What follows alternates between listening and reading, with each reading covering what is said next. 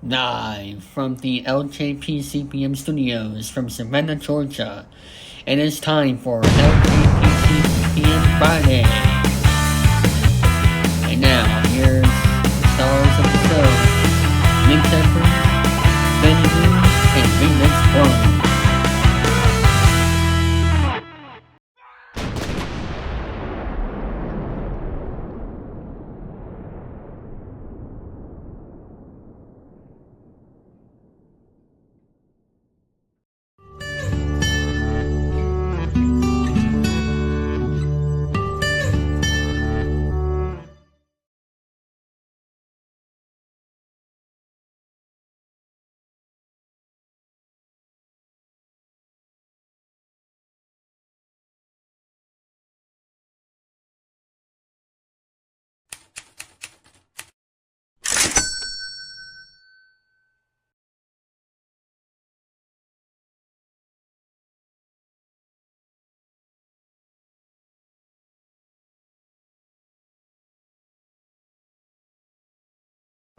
Live from the LJPCBM studios from Savannah, Georgia. It is time for LJPCBM Friday. And now, here's the stars of the show: Nick Shepard, Benny Lee, and Remix One.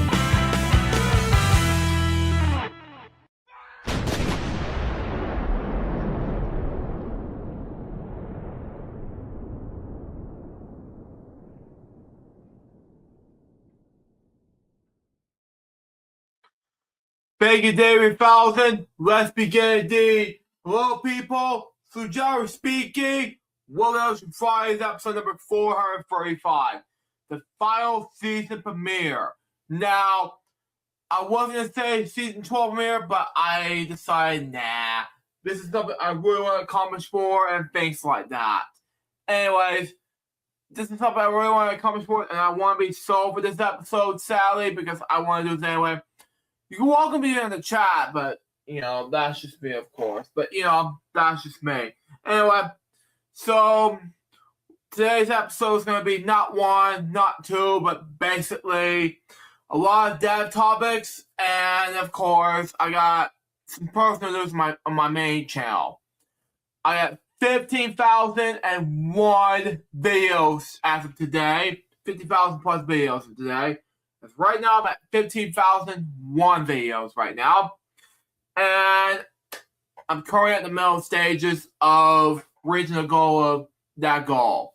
So, of 16,000 by the time we finish the series.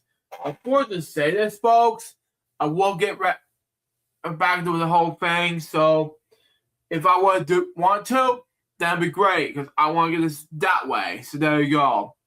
So, how you all doing?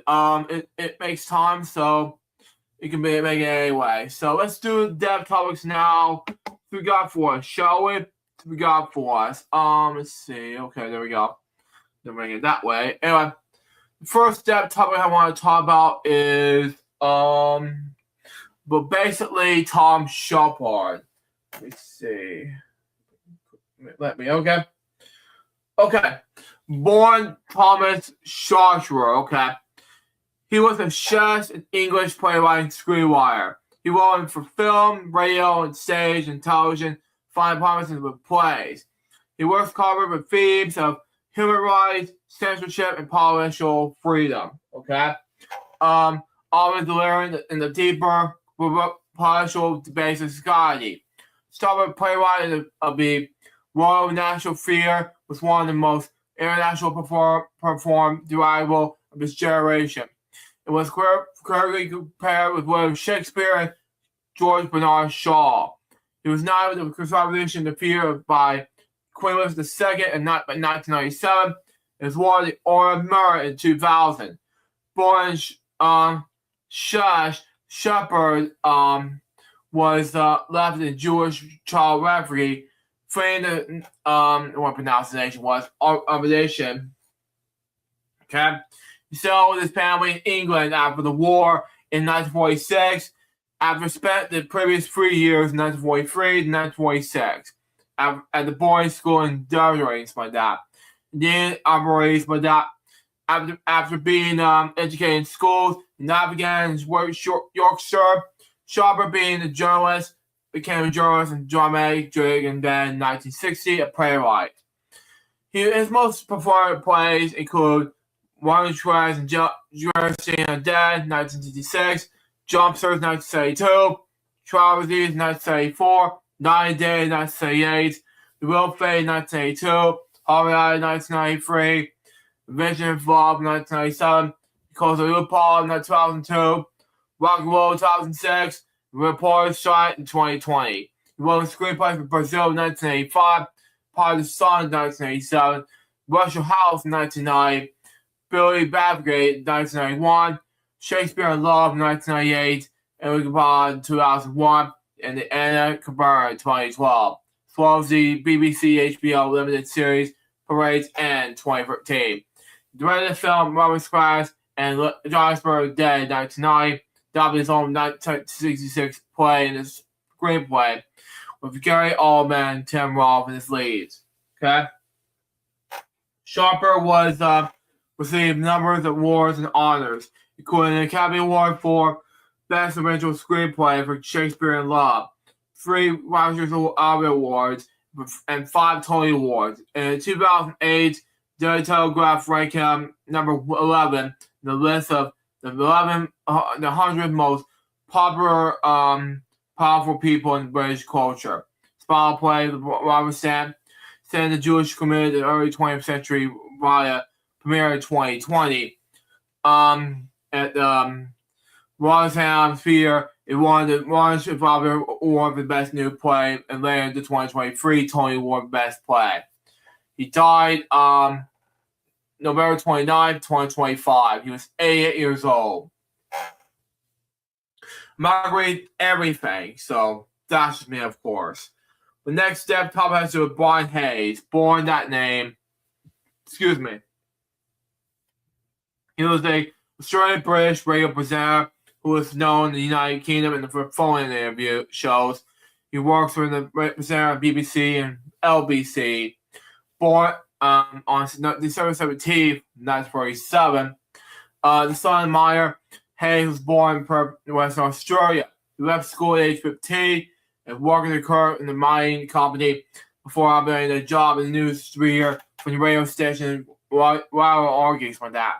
Started work with the radio station in Perth and Western Australia, both presenting and producing roles. Broadcasting career began with this. He moved to the UK and joined Cabin Radio with his obsession in 1973. First producer and talk programming, then presented Travel Open Ride. But before making his name as presenter of those in the morning interview and phone show on LBC Radio from 1976 to 1990. He already adopted an argumentation style of callers, making it clear he did not suffer false polarity. Okay? Though sometimes some of that cause relations like that. It was considered a valuable access to the station. Okay, it was once considered in the private eye as Ray Bastard. Wow, the programming name him one of the network's best known voices. Okay, from 1990 onwards, Hayes appeared on various stations, including presenting the BBC's Radio 2 breakfast show throughout 1992, was substituted that subtitle as Good Morning UK throughout his tenure. He left the show in the year due to priority. He was replaced by the show's former host, Terry Wogan, in January 1993. Hayes presented weekly phone-in Hayes on Britain and on BBC Radio 2 in the 1990s, winning a Gold Sony Radio Award for Best Phone-in, Best Programming in Malaysia, as well as sitting for Jimmy Young, the successor of Germany Vine, until 2006.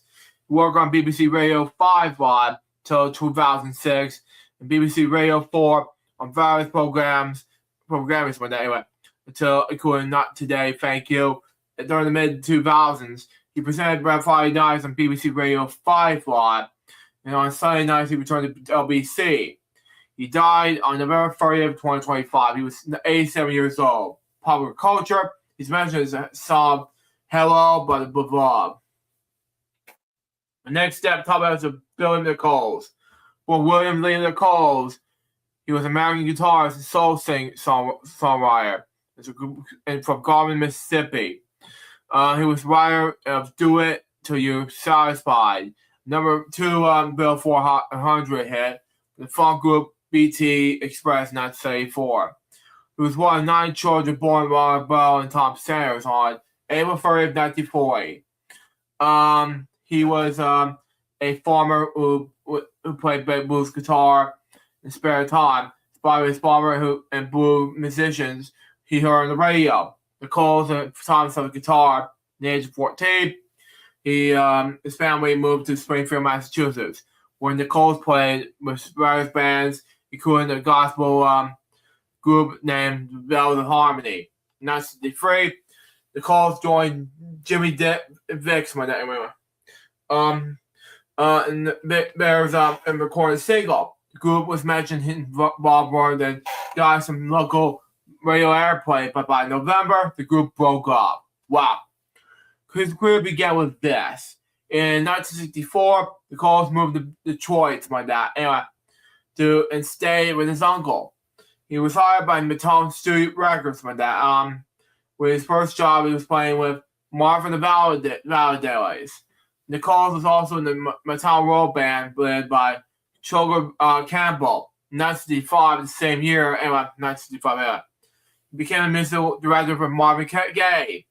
Nichols' first biggest songwriter came in 1966 when Billy Stewart took Nicole to the Chess Records in Chicago to record his song "To Love to Love." Anyways, this Shannon with Shannon tour, Nichols moved to New York to lead the house band at the Crystal Ballroom. Billy Nichols and the Soul Swingers played the Crystal Ballroom for about 3 years. In 1971, Nichols led rehearsals on Garment's Two Gentlemen of Vergana musical play. Nichols continued to compose and had his first Billboard Top 20 hits. In 1972, when Millie Jackson recorded Ask Me When You Want. Okay? Nichols' most successful period came with working with BT Express, Do It Till You're Satisfied, was recorded and released in 1974. Nichols went on to write and produce other songs for the group, such as Can't Stop Grooving and Shout Out. And then in the 70s, Nichols produced 2 rap records, which is still bad now. Joey Spicer, The Adventures of Super Rhymes, Daz, 1979, Count Cole Out, with that Rock, Boss Records, 1980. He died on November 30th, 2025. He was 85 years old. Rappers such as Will Smith, B. Seagal, EPMD, Rappers P, Ice Cube, P. Diddy's Jay-Z, Vitaris, Dr. Dre, D.Y. Soul have some favorite Nichols' music. Some of his songs, Do It, have heard in the song entitled Andrews, performed by recording artist Truth Hearts. Won 2 BMI awards for most urban play of the year 2002. The next step, top half of Warren Williams. Born that name, he was an Australian rock musician in the 1950s. Wow. It was pioneer Australian rock music forming the group Warren Williams and the Squares. He was born on April 5th, 1940. Wow. A fourth child, Sabaro, Williams born Warren Williams. Wow. In the Squares, in January 1958. After the tradition of Billy Haley and the Comets, the group released its debut single, My Teenage Love, in December 1959. And Kathleen in April 1960. By the end of 1960, Williams left the Squares. His first single in the solo career was My Little Girl, released in 1960. His television career began with this. William Williams and the Square made their first television appearance on Johnny O'Keefe's host television show, 6 O'Clock Rock, in July 1959. He's one of the most popular artists in 6 o'clock rock. He started the most popular music TV show Bandstand in the 50s and the 60s. After the Squares, William signed up with the Sweden label in 1961 and released several singles, e.g. Star Fell from Heaven. The song reached the World Top 20 in 1961. So Australian states. Wow. He went on to form his own publishing company. Williams called Music Party Ltd. with friends Coy. Someone that pronounced it. Sorry. It was Williams joined the Cartman in March 1954. The Cartman backed him on his song It's Party Time. Same year, 1964, Beatlemania swept Australia, and its popularity began to lag with the rise in pop music. He took performing in clubs and comment shows. Anyways, and then the nostalgic circuits like that. Personal life and death. He had 4 children: William Warren Jr., Don, Tracy, and Andrew. The 3 sons are popular performers throughout Australia with the show Brothers in Harmony. The band's named after the father's nickname, the Shy Guys. He died of a long illness on November 30th, 2025. He was 85 years old. The next step, top has to with David Mellahan. Born that name, he was American film producer with studio executive. He's also a co-founder of TwiStar Pictures. Anyway. Born on July 5th, 1943, he spent the early days in a career at Columbia Pictures, where he eventually served as executive vice president until co-founding TwiStar in 1982. Films he produced including West Eden, Gilbert Grape, and Colors of Night. In 1995, he joined Regency Enterprises, serving as its CEO for the next 13 years. Normal films produced by Regency during his tenure including Heat, LA Conventional, Fight Club, and Mr. and Mrs. Smith. He retired after executive producing Prodigal in 2010. Madison has 2 daughters. He died in his home in Beverly Hills, California last Tuesday. He was 82 years old. The next step talks to Steve Qualbier. Born Stephen Lee Qualbier, something like that. Sometimes known as Colonial. He was an American guitarist, songwriter, record producer.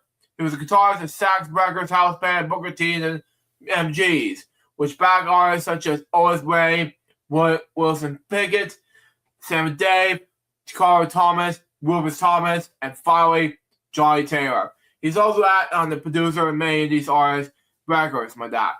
He was later a member of the Blue Brothers Band, something like that.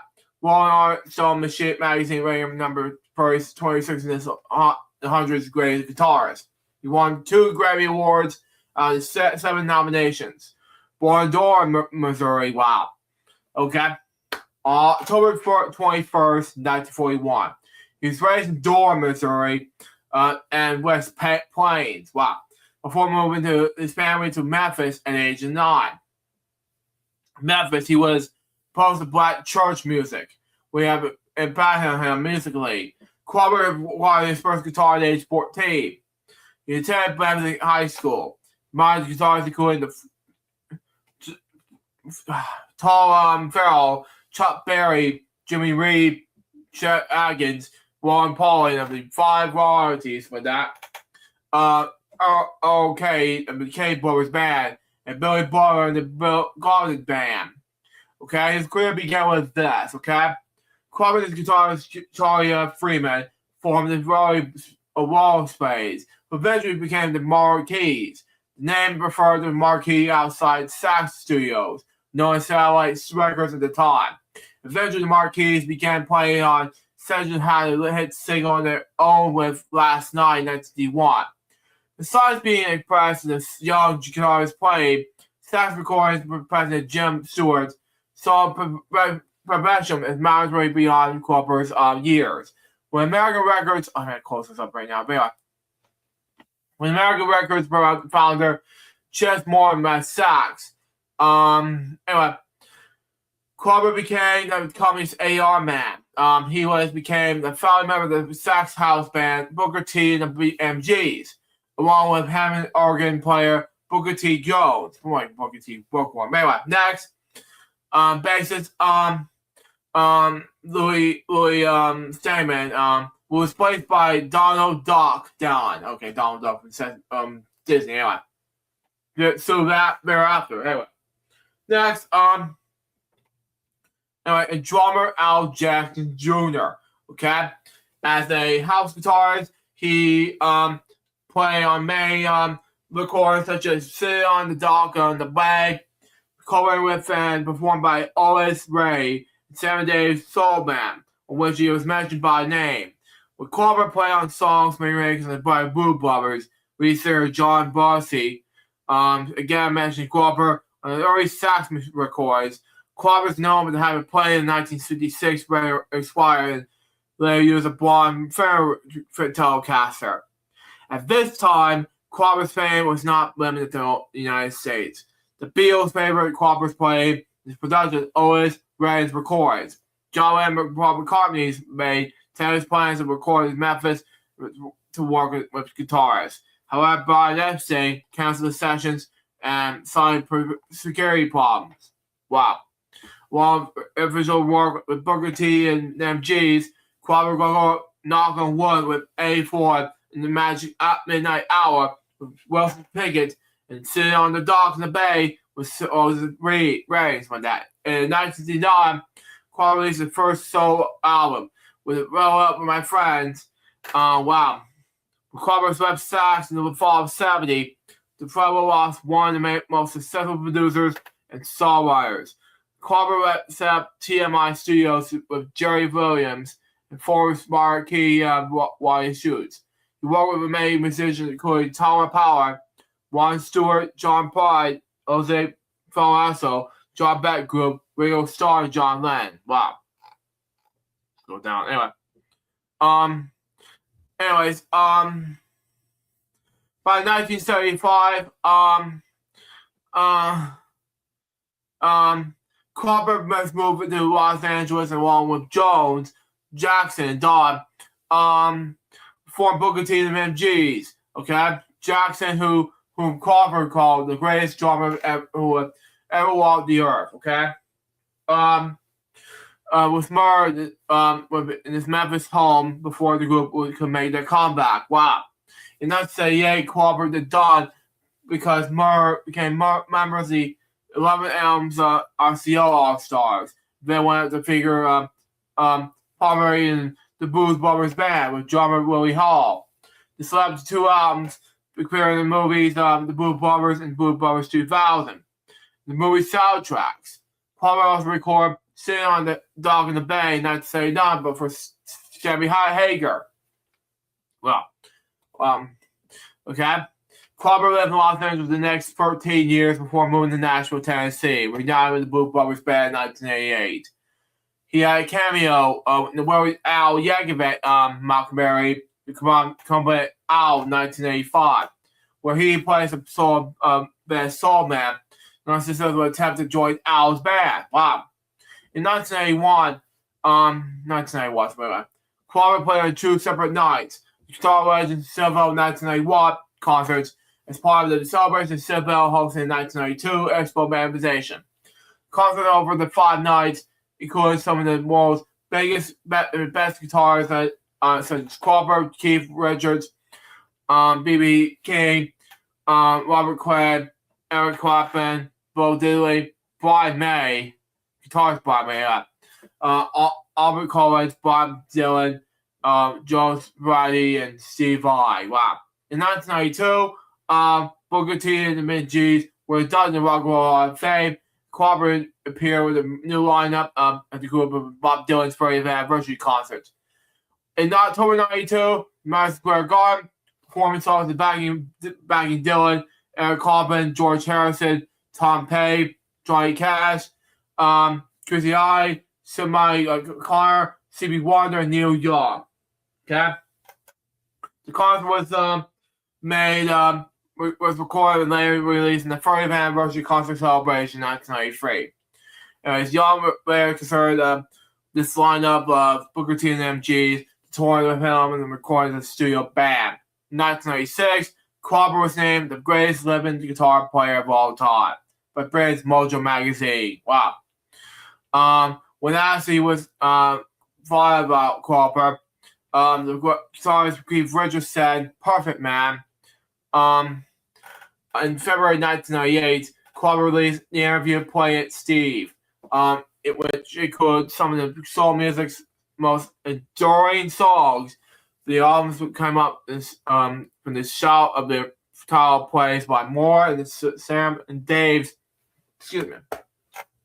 Soul Man, and later by John Belushi with the Blue Brothers. In June 2004, Cropper appeared with Don Jones, the backing band with the Eric Coppins Crossroads Guitar Festival, held in Garden Ball in Dallas. Others who appeared included John Walsh and David Hallgill. In June 2005, Cropper was inducted to the Songwriters Hall of Fame. Wow. He co-produced Mel's album in 2007, recorded by Australian soul singer Guy Sebastian. Wow. Cropper also played guitar on the Supreme tour, which also recorded and released 2 years later the Memphis tour. On March 2nd, 2008, Cropper and Sebastian were guests on Vega Sunday session with host Mark Gable, the rock band the Core Boys. On July 29th, 2008, Cropper and Felix pronounce it, sorry. Released the album Nudge Up in the Notch. In August 2008, Cropper appeared in the Rhythm Festival alongside the Animals. On November 12, 2009, EMP, SFP, something like that, presented Cropper with the Founders Award. In October 2010, Cropper was inducted to the National Songwriters Hall of Fame. On August 2011, Cropper released the album Dedicated, which was tribute to 5 royalties. Wow. Royalties, okay, makes sense. Anyway. In 2013, he was a special guest in several concerts as part of the Peter Frampton's Guitar Circus Tour. Included the first performance, which featured Frampton, Robert McRae, and Vince Gill. Let me see. Okay. I don't know what it was, but anyway, more. In April 2013, Cropper appeared with Jones, Matt Guitar Murphy, and of course, as well as Booker T and MGs, and Eric Clapton's Crossroads Guitar Festival in Madison Square Garden, New York City. On November 2021, Cropper's Fire Up was nominated for the Grammy Award on the Best Commercial Blues Album category. In August 2024, the band named Steve Cropper in the Midnight Hour. Cropper released the album Friendly Town. Billy Gibbons and ZZ Top featured the lead guitar throughout the album, while Brian May Queen guested in the single Too Much Stress. Wow. Cropper had passed away in Nashville, Tennessee on December 3rd, 2025, which was last Wednesday. He was 84 years old. The cause of death was not immediately known, but a few days before, he was in rehabilitation faculty in Nashville, Tennessee, recovering from a recent fall. Wow. The next step, Tom has to Robert Bruce Ball, born Robert Bruce Ball, something like that. He was an American Publisher Prize-winning journalist, publisher and editor-in-chief of Chicago Tribune. He was born on Newark, New Jersey on March 9th, 1955. Robert Bruce Dahl and Margaret Dahl. He grew up in Grand Ridge, New Jersey from 1973 to 1978. He attended the University of Illinois in Champaign, Illinois, where he received a BS and MS journalism. Okay? Now, his special career began with this. Dole hired as a submarine reporter in the Chicago Tribune in 1978. He's also contributed to About Downbeat magazine, Jazz Craig. The Tribune hired him as a regular reporter in 1983.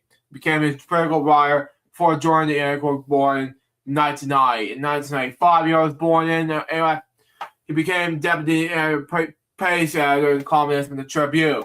In 1993, while a member of the editor board, he wrote a 10-part series that won the Prince George for editor right. So I read this. For his series, his editor declined the murder of the 3-year-old boy. Wow, this is scary, I know. For his abusive mother, according to the Illinois child welfare system. And in 2000, Dole was named editor page editor. The Tribune earned a dozen national awards for editorials. He received 2003 Pulitzer Prize for editorial writing. This was followed in the Pulitzer Prize in 2009, 2010, and 2011.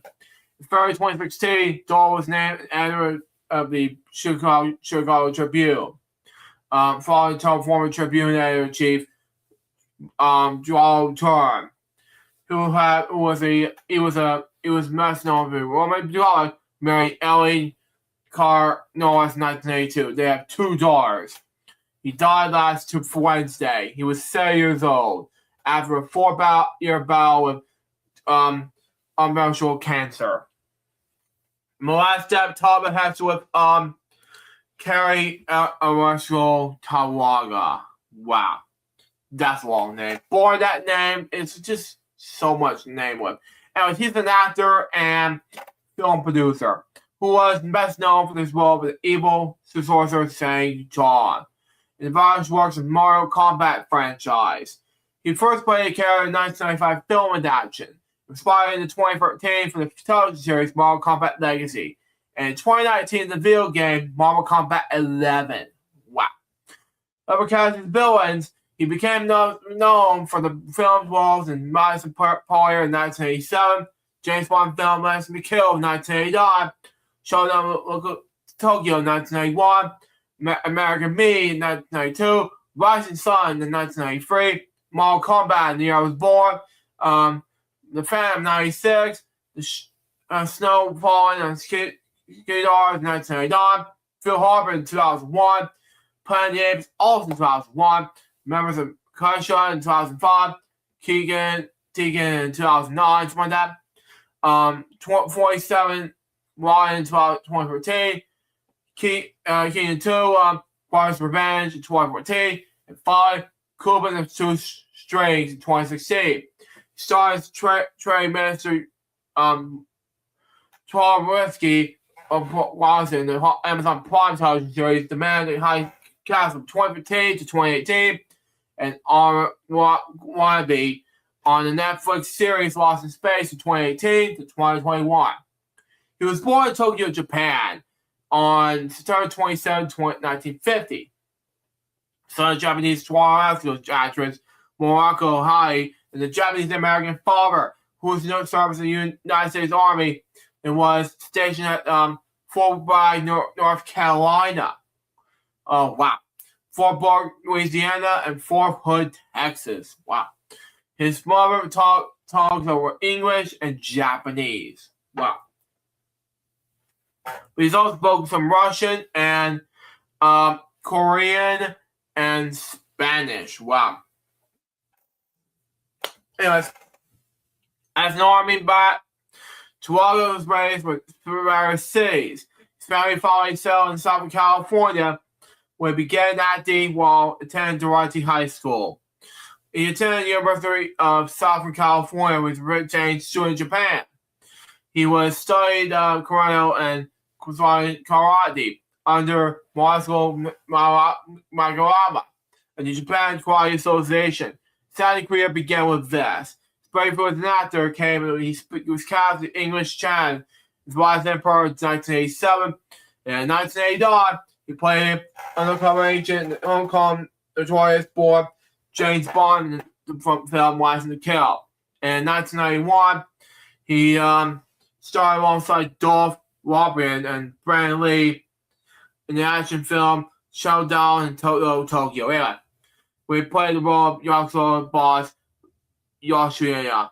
He also starred alongside James Hall, Margot Boss, pronounce it, and Jeff Speakman.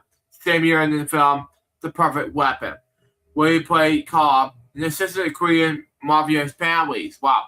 In 1993, he starred as a Wei-on saw in the Japanese historian list in Rising Sun, where Sean Connery, Wesley Snipes, and Harvey Keitel played detectives and holding various viewpoints about the murder of the young woman that Toya Carter's character was being framed for. Wow. He appeared for the film Mortal Kombat in 1995 as Sawyer Shang Chua. He was part of the role in the web series Mario Kombat Magazine 2014. The video game Mortal Kombat 11, not 2019. Wow. Okay. He also appeared as power leader Kobe Sang in The Fam 1996. And Tommy was also the actors, producers, and directors who appeared in the documentary Shining Screen in 2006, directed by Jeff Abubashi, something like that. Anyway, but representing an Asian American man in Hollywood.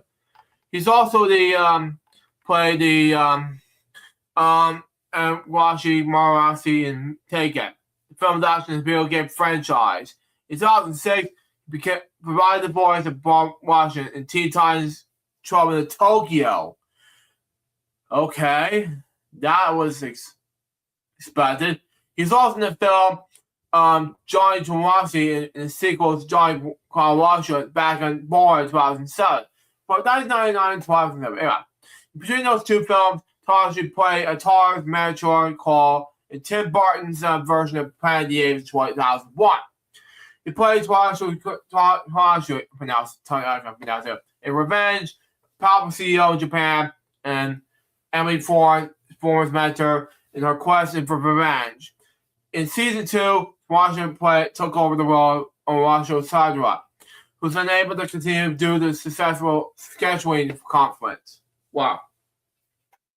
Tojo also played the role of Shogun Tojo Washi in 2013 film 47 Run. In 2015, Tojo was cast as one of the lead characters, while Washi Tojo, the trade minister of the Pacific States in America, in Amazon's Man I Castle, based on Philip K's Dick's novel with the same name. Also, November 2015, both he and Tom Hanks' Last Dragon, Wanderings the Fist of Legend Legacy Award for the Torment Action of his Showcase and Expo. In 2015, he was a convent at Eastern Omarsky. In 2016, he acquired Russian citizenship.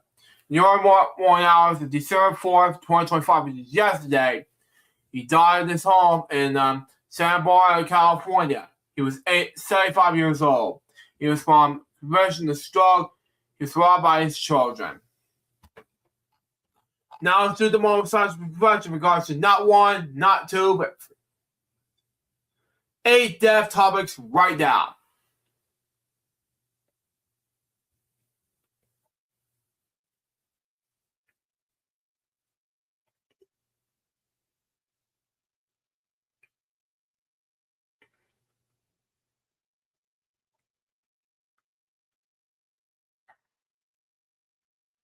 Thank you. Recipe system, 8 people. Now let's do I'm gonna say 1 news report for now, and then we'll do the well watched segments that we have discussed for the past April, May, June, July. 9 months, because I've been extremely busy doing projects and other things. But we'll do it right after this is over. But anyway, Quora was leaving the consumer market to met AI data to consumer demand, which makes the question to do this news, by the way. Good business where you find, I guess. Well, we'll see. Well, this happened yesterday. Margaret is pulling commercial in the consumer products business, not because the people are buying it anymore, but because they're showing the products directly into Sale Mall of AI direct data centers more profitable. Anyway, the companies announced today the Verge that will be winding down the sales of commercial products. the high-quality budget RAMs and SSDs at the end of February 2026. Wow. The AI-driven fall in the Corsair led to a surge in demands for memory and storage. EVP and Chief Business Officer Morgan Summit said this. Morgan had made the difficult decision to exit commercial consumer business in order to supply and support the larger cellular consumer and faster growth segments. This is sad to me, but that's just difficult times. To quote Ronnie Cox with Dick Jones, the main corporation villain in the 1987 movie RoboCop, says this: "Good business is where you find it." Now, Marcom's announcement is just for heartbreaking PC builders. Well, it's unlike me, because I'm more of a PC builders. It's just I've been doing this in the late 90s, early 2000s. I play those, but I want to play in a Mac, not on Windows at the time. But anyway, move on. Especially those who were relying on years of questionable parts, quality and authority to upgrade, and eventually their computers. The virtual MX 500 has been our go-to budget SSD for years, while the T500 to our favorite virtual SSD for PS5. Now, I haven't been a PS5 yet, but I'll do it next year. Be look out for it. But casual may only be the first big caution of the massive and growing memory of demand in the AI industry. This is sad to me, I know, but which has already led to the impressionable cash today saw price swings in RAM. PC World reported last month that the pressure of consumer price could be variable across high-end games for years to come. In some instances, rumors last month suggested that Microsoft will yet again raise prices on Xbox Series X and S consoles, or that they would become unavailable altogether due to the cost of RAM. That was sad to me, but this is difficult times. Now, that was that news to talk about, and let's do the what I watch on everything else that I have not done in 9 months. Okay? What I watch Disney Plus is not just a Goo, Gemini Master Season 3, and Into the Void, Life, Death, and Heavy Metal, episodes 1 to 8. What I watch on Paramount Plus is nothing but a good time, the uncensored story of Not A's Higher Mail, episodes 1 through 3. And what I watch on HBO Max, Barry's World, Season 1, episodes 10 and through 12. What I watch on Prime Video, it's easy. Mr. Dress Up, The Magic of Make Believe. And finally, what I watch on Netflix, Dungeons and Dragons, episode 1. That's all I watch on these TV for the past several months. So that's all I gotta talk about today. I'm gonna fix this whole app thing. So there you go. I'll watch 13 to 52 ASAP, but not right now. But anyway, on Barney's World, anyway. But then Dungeons and Dragons ASAP, but that's just me, of course. Anyway, that's all we're gonna talk about one watch segment. Now let's move on to Game 7. It's not be a whole lot longer, but we're gonna do it anyway. So let's do super generic quiz game, and of course, take your pick. And let's do 2 games. Just do 2 Game 7s today. We're gonna do 3, but nah. Let's do or 4, but now let's do 2 today. Shall we? So we got 4. Here we go.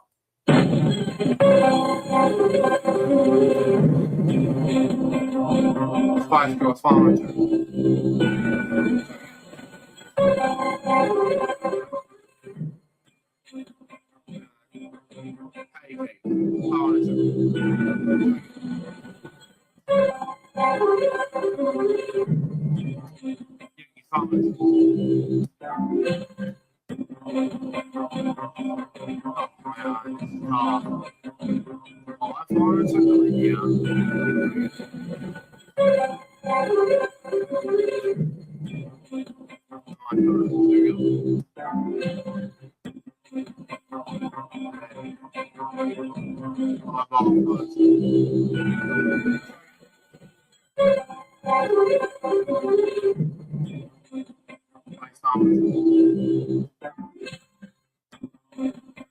Oh no, come on.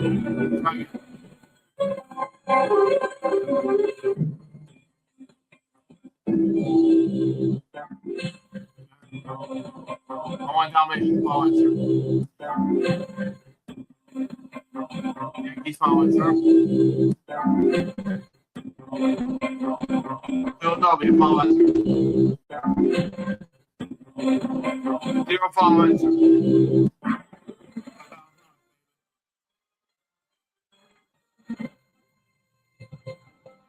$10,000. Here we go. Okay. First sushi sponsor. No idea. There we go.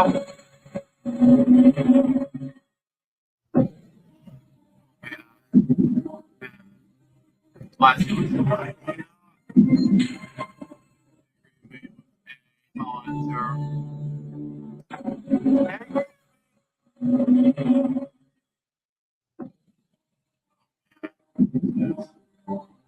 If I no idea. You know what?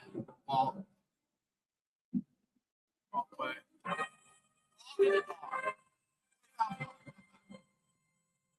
Let's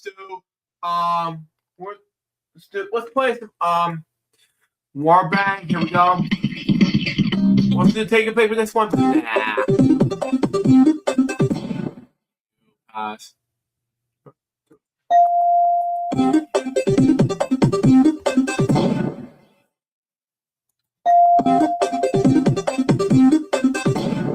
A for what? There we go.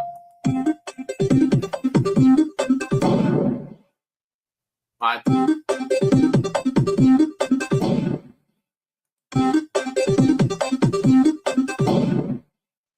Oh, I need that.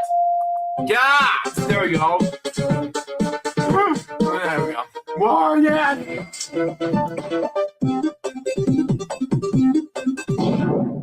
Gee, there we go.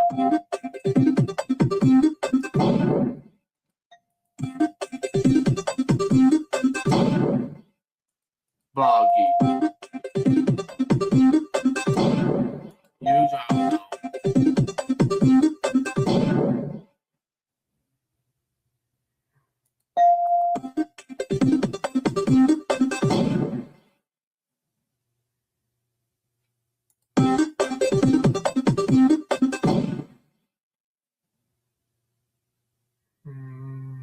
Buzzy, what?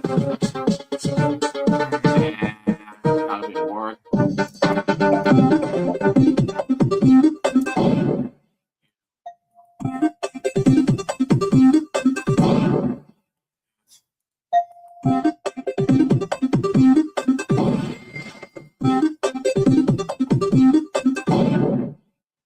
Gee.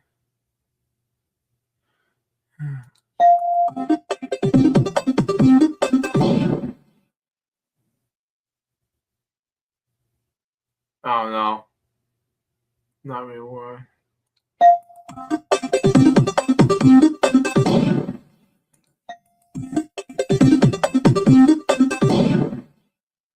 Do I need to not spell anything? Oh, come on. Oh, yeah. 50 gone.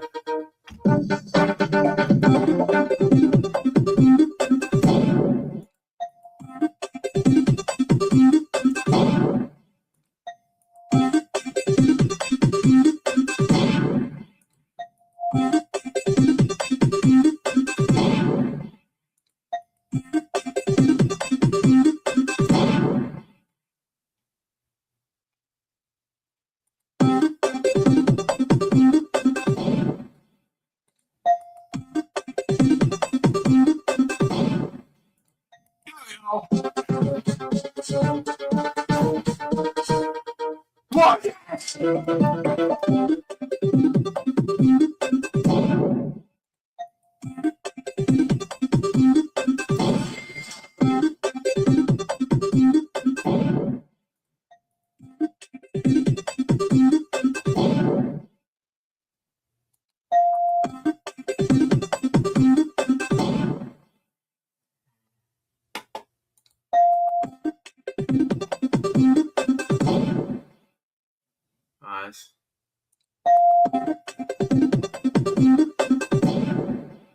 Nino. Oh, come on.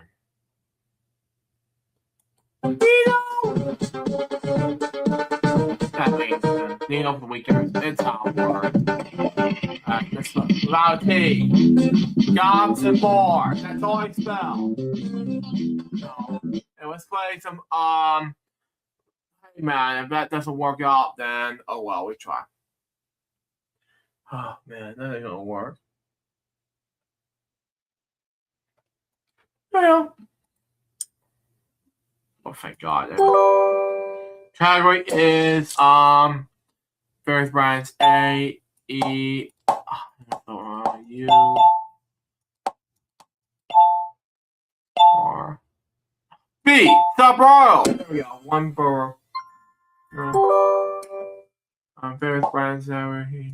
Is the I, U,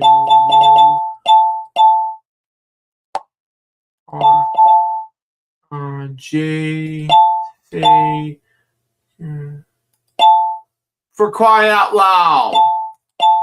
That's it. Okay. Plus, we're on the 50,000 video special short run. Every picture characters A, E, I, O, U. E, S. Captain. Oh, I know this is Captain America. Oh, R. Okay, there we go. Go ahead. Camera is America. Towards the game. A, E, I, O, U. Bounce house. That's it. Got it. Camera locations A, E, I, O, U.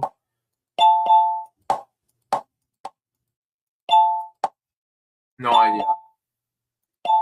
Librarian. Occupation. There we go. Category is physical characters again. A, E, I, O, U.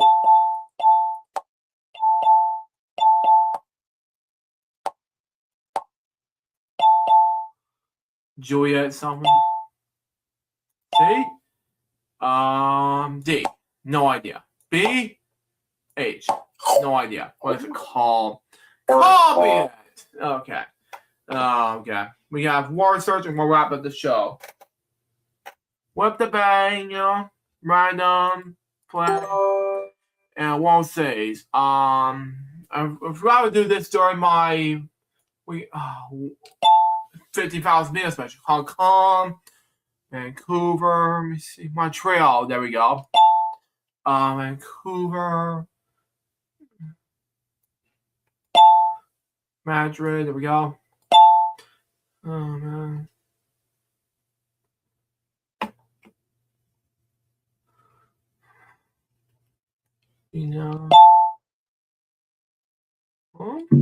Right. Rome. That's it. Lima. Okay. That's not it. Hang on. Yeah. Okay. Athens. There we go. I was spelled wrong. Cheerio. Perfect. Frankfurt. Lagos. Perfect. Lima. I found it. There you go. 2 words left. Got it. Easy.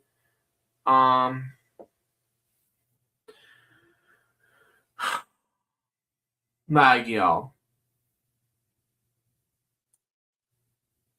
Maggio. Very good. There we go. And that's it for Game 7 for the day. And I'm going to minimize it. Hang on. Before we go, let's have some notes for the day. Hang on. I'm going to close it real quick. And they are as follows. December 5th, 2025, we're going to do like LJPCBM special, Christmas special for parts 1 through 5. Then we got, I was going to do something for December 6th, but I couldn't. We'll do Reese's Joke 132 at that time frame. But we'll do Switch Sunday's epic series finale between Swapins and then Christmas Web Show 135. Because I'm going to do some of the news reports about and all that shebang. And then after this, we will Jeopardy and Millionaire, all that shebang. Then December 8th, we got Reese's Joke 133, Wheel of Fortune Daily, Jeopardy Daily. And then weekend celebrations, $2.99. Wheel of Fortune Daily and Jerry Daily and so on, And December 10th, 11th will be Born Jokes 60 and so on. We'll be back for Elgin Fridays, 436. One of the episodes will be fall season of Elgin Fridays will be coming away December the 12th, 2025. So be looking out for that, and there you go. That was the Elgin Fridays episode number, let's say 435. Hope you enjoyed listening to me, Bob Ross, 4 years later, plus a recap on my 50,000 video special that happened earlier today. To work stuff, so join us by minute, where Elgin Fridays because we're still say out. See ya.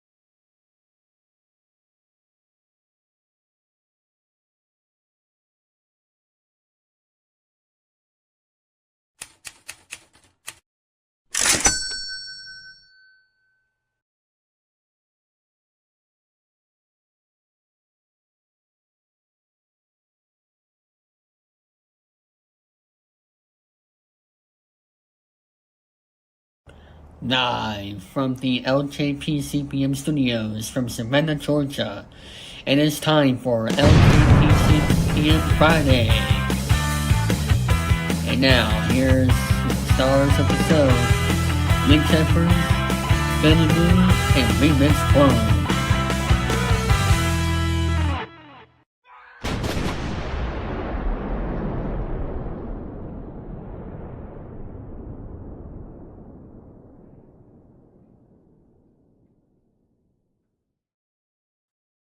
Thank you, David Falcon. Let's begin indeed. Hello, people. Sujara speaking. Welcome to Fridays, episode number 436. Today we're doing not one, not two, but 3, 4, 5, 6. Yeah, 6 new dev topics or 7 new dev topics along the way. Plus, as Billy suggested, 2 dev topics to talk about and as regards to what's going on next. And of course, we have 2 news reports to talk about Dave Van Dyke to celebrate his 100th birthday. So let's talk about it now. So shall we? So we got for us.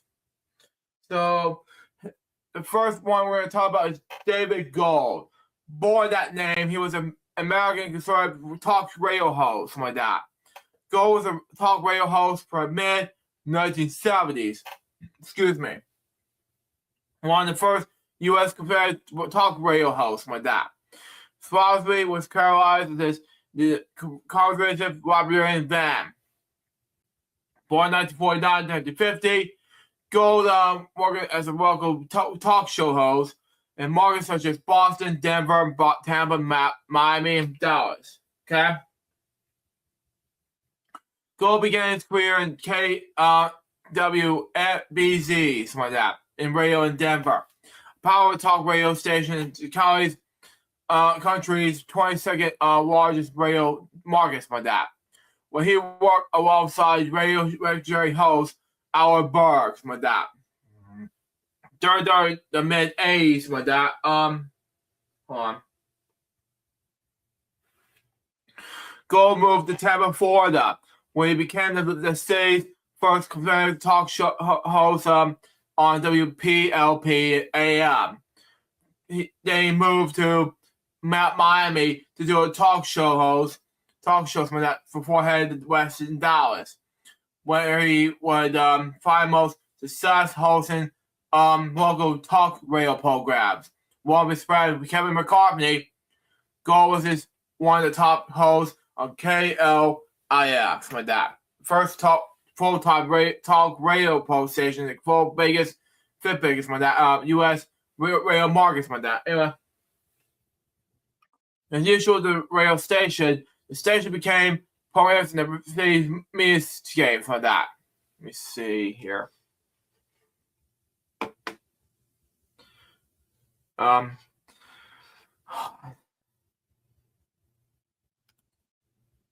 on, give me a moment, folks.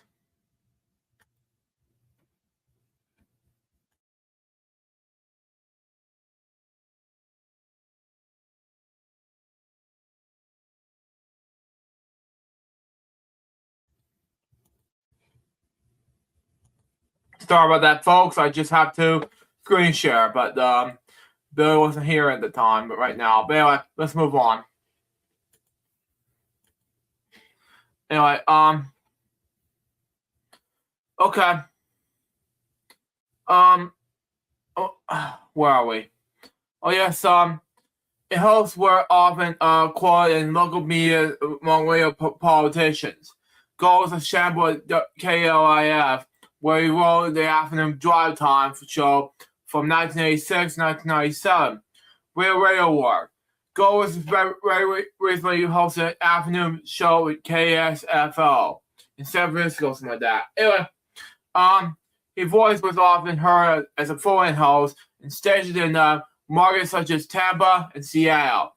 Other media work. He was asked the president's opinion as a guest in numerous programs, including Nightline, Crossfire, and Good Morning America. He co-hosted the weekly debate in Dallas NBC affiliate KSASTB. His quote goes like this. One Dallas publication described Gold's influence in Dallas media stayed this. Best known was that it would go that 3 p.m. to 6 p.m. before press ball was called. He was challenged and flooded capitalized by the basis, something like that. So his first week was in where he suggested putting all death row inmates in the Texas Stadium end zone, Ryan team, and Friday team. He died December 11, 2025. He was 75 years old. The next step, Tom has to John Trolla. Born that name. She was an English writer. She was also on the volume of Caroline Harvey. Her novel Barnes Harden's Daughter won 1980 Romantic Novel of the Year Award by the Romantic Novels Association. She was born December 9, 1943, to her grandfather's retreat in Marjorie Auburn, Gloucestershire, England. The daughter of Rosemary Hodgson and Arthur George Kershaw, for pronounce his last name. Anyway, see here. More on. Her father was an Oxford University classes graduate who would become head of a small building society. Her mother was an artist and writer. Her father was away from the war service in India, something like that, where she was born. He returned for when she was freed. The family settled in Reigate, Surrey, England. She was a younger brother and sister. She had a younger brother and sister, Mela. She was educated at reggae country schools with girls, getting scholarship with St. Hugh's College, Oxford in 1961. She read English. Her father was a same family of Victorian novelist Anthony Trollope from that. She was a fifth-generation niece and a cousin of writer broadcaster James Trollope. In the name, she said this: "Although my name has been no professional help at all, it seemed that I've made no difference with that. I admire this hugely, both the performance and his enormous psychological possessions with that." Her career began with this. From 1965 to 1967, she worked. Excuse me. Anyways, she worked at the Foreign Foreign Office. While a civil servant, she researched Eastern Europe and relations between China and the developing world. From 1967 to 1979, she employed a number of teaching posts before she became a writer full-time in 1980. Wow. She began writing historical romance under the production of Caroline Harvey, first named her father's parents. She found the view that it was a wrong genre for the time. Encouraged by her second husband, Ian Corris. Wow. She was the cemetery fiction for which she became known. Choir, published in 1987, was her first comic history novel. Rancher's Wife, published in 1981, placed Jeffrey Archer at the top of the hardback bestseller list. Inspiration, she said in 2006, "Except for thrillers, there was nothing in the middle ground of the traditional novel, which I always think I am." In 1992, only Gilly Cooper's Paul and Archer's As the Crow Flies with strong paperback bestsellers. I think my books are just the deal traditional novel making a quiet comeback. So the girl on Bell in 1993 interview for the Penum Sunday. I would describe as Aga Sagas. For the royal themes. Only two of the four novels by 2006 actually features that Aga. The terms entry of Oxford Commission to English Literature in 2009 stated that by no means whole works fits the geriatry conferring a violation by the label. Rejecting the labels are not the. Hang on, let me scroll down, please. Thank you. Anyways, rejecting the label is not being argued. She told Lisa Arade, writer of The Guardian in 2006, actually the novels are quite suburban, quite bleak, and all rather perverted, isn't it? She also disputed the cozy explanation. Her books have acquired her novels as tackled increasingly 40 issues, including lesbianism from that, broken families, and adoption. The mood growing darker with each novel. Terence Blacker, who coined the term for terms of fiction for publishing news in 1992, meant a decade later that he felt terribly guilty for probably for the plays. She also told Bell in 1993 that her fiction does the things the traditional novel has always done, familiar reality and exploring people's emotional lives. His Bell's operation. Hang on, I gotta close this real quick. Stand by. There we go. Bell's operated our novels until there were deaths. Never survived with the real condition of the most of England. Okay. Prohibition actions. Let me close this up real quick. Hang on. There we go. Man, it's not gonna be quick. Hey, there we go. Okay, there we go. Where are we? Oh yes, Prohibition actions take place in large village houses. Advanced kitchen tables, her doctors, victors, beggars, but anyway. cigars and craft gallery. Some of that all owners may worry about money. Our own parents did, but they don't have a social exit. Some of that. They're invited for drinks at the big house. As a matter of course, the books are as marginally progress. Some of that. A quiet commercial in their own way. The Great Blockbusters are the A's. In 2009, she donated the short story The Piano Man Oxfam's The Oxtails Project for a collection of ex-UK stories read by 38 authors. Her 12 stories were published by the Wire Collection. She wrote the first novel in Albert Cohen's operating updated Jane Austen's claim, The Oxford Project. Her version of Sensibility was published in October 2013 with limited success.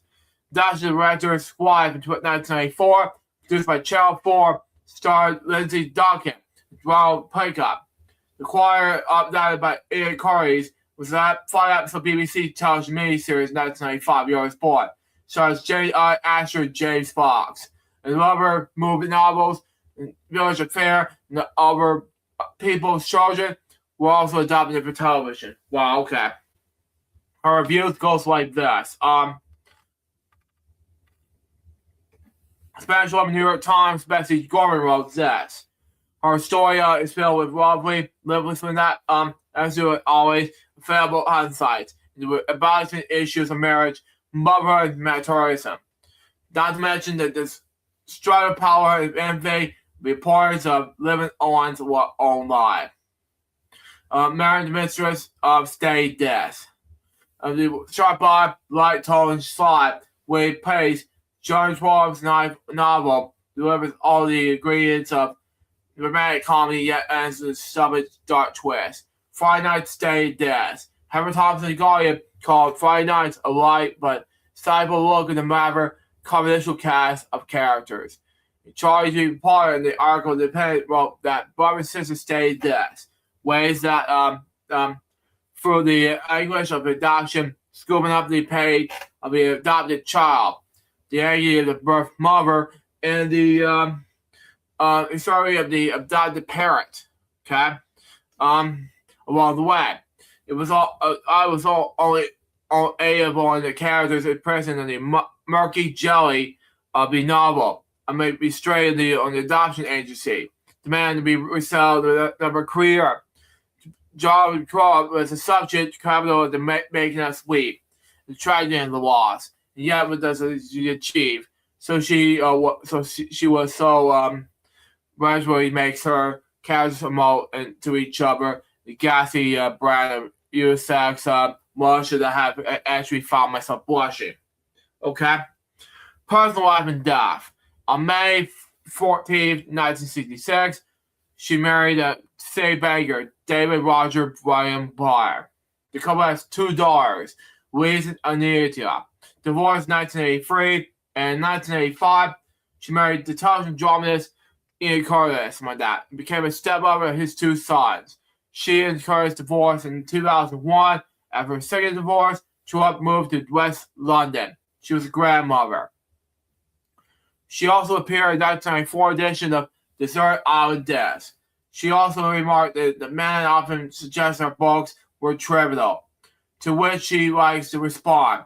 It was a great mistake to think that were more suggestions a great face that live little things. Crazy Virginia Woolf. She died at her home in Oxford, England, yesterday. She was 82 years old. The next step, topic has to Jeff Garcia. Born Jeffrey Anthony Garcia, he was best known as an American comedian and actor. In animation, he was the voice of Shane Avedaz in Jimmy Neutron Boy Genius, as well as 2 Nickelodeon spin-off television show series, The Adventures of Jimmy Neutron Boy Genius and Planet Shade, while Pit the Mouse in the Barnyard, and spin-off television show series Back in the Barnyard. He was born May 3rd, 1975, Arlington, California. Now, he began his career as stand-up comedian in 1991, continued stand-up comedy throughout the 90s, and his comedy club in Southern California before getting to acting in 1995. He also performed stand-up comedy in The Laugh Factory. Now, he's known for portraying Sheen in Jimmy Neutron Boy Genius and his spin-off series, The Adventures of Jimmy Neutron Boy Genius and Planet Sheen on Nickelodeon, but he's also guest starred in the animated series Clone High. He's also the leader of the KFM 96.1 Wild Wake Up's crew. Okay?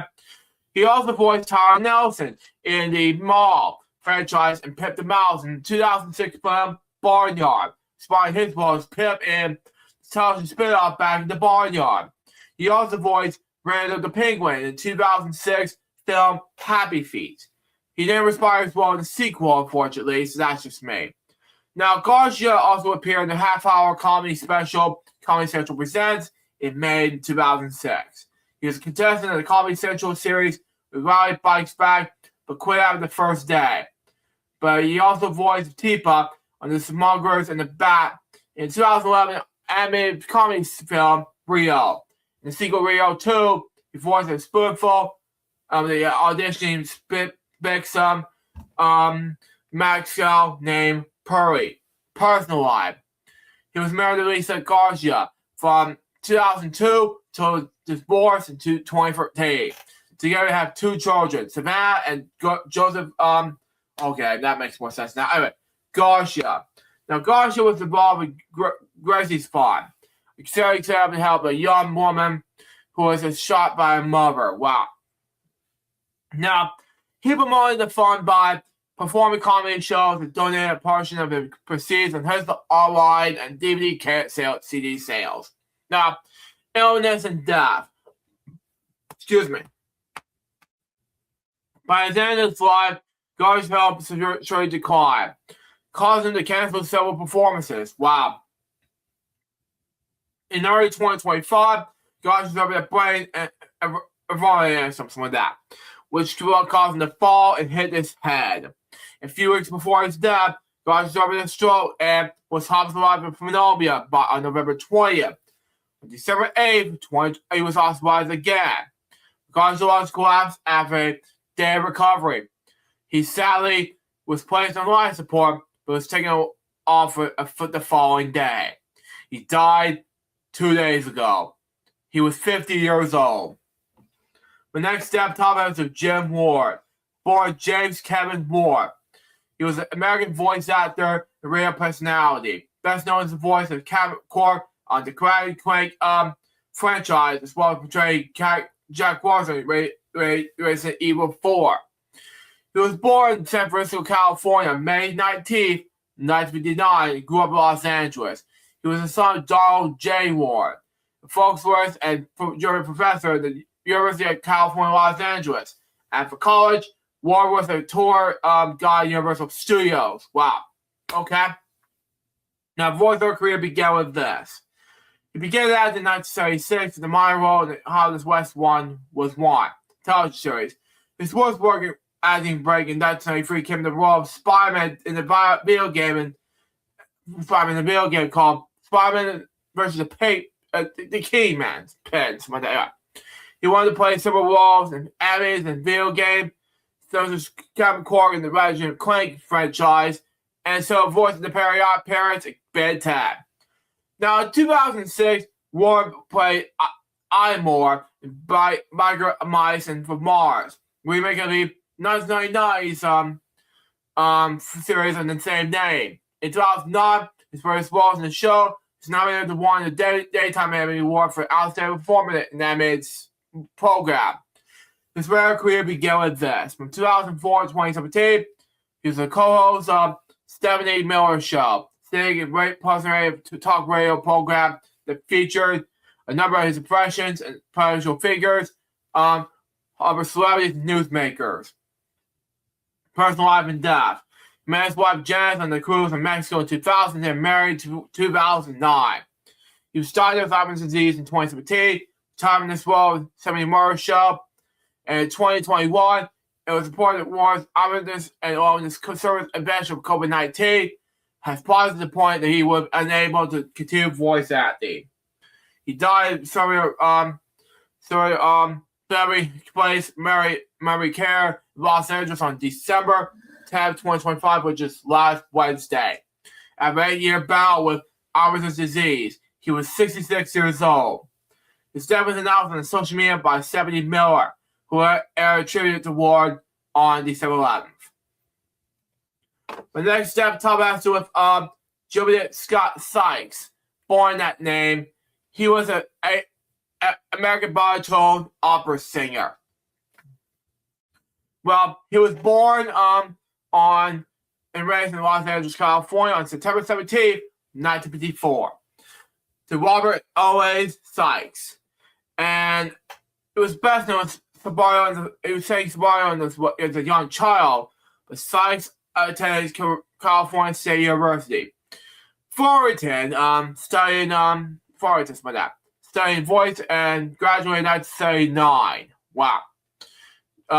Anyway, during his time in Fullerton, he met a benefactor who believed in his passion for music and given an associate for study in Europe, where he developed his craft in Austria and Paris. In 1990, Sykes landed his first professional job as Jay in Porgy and Bess with the Houston Bulgarian Opera. This led to the concert of Minnesota Orchestra, and first place in the regional Manitoba Opera audition in LA, Los Angeles. He performed with Christopher Pogany and other artists, and appeared at such venues as Destiny's Opera in Berlin, Carnegie Hall, Kennedy Center, London's Barbican Center, the Apollo Theater, Hollywood Ball, New Orleans Jazz Festival, hundreds of other major venues around the world. Wow, okay, let's see. Yeah, he didn't see my message, okay. Just 36 minutes ago, okay, that's fine. Okay, man, now my. Okay, 1990, he signed with IMG and appeared in 2001 Stage Center Encores. Wow. For the Boomer Girl and Fonzie. Wow, okay. And in 2009, he was nominated for the Grammy Award for the Best Classical Album for the performance of his commentary on the recorded Bernard Bernstein's Masters, and nomination was shared with conductor Martin Alox. Wow. And producer Stephen Epstein. At the time of his death, he was orchestra advisor at Orchestra Santa Monica, California. Now, she was found dead at South American home December 8th, 2025. He was 71 years old. Upon arrival, they found Sykes with scrotal injuries, was constant with stabbing. His son Mike was arrested and charged. Wow. Now that was sad as me. Anyway, my next step, Tom has a Christine Coy. Born that name, she was a Chinese American filmmaker. She was best known for co-directing Who Killed Vincent Chen in a 1988 documentary film based on murder of Vincent Chen, something like that, where she was nominated for the Academy Award. She co-founded for the One World Newsreel, something like that, a film company focused on Filipino people of color and social justice issues. As a documentary filmmaker, she has produced and directed more than 80 films. She's a professor at New York University School of the Arts. Born in Shanghai, the people of China as Cha Ming Hong. Wow. Oh, wow. That's just what I was going to say. That's just close to it.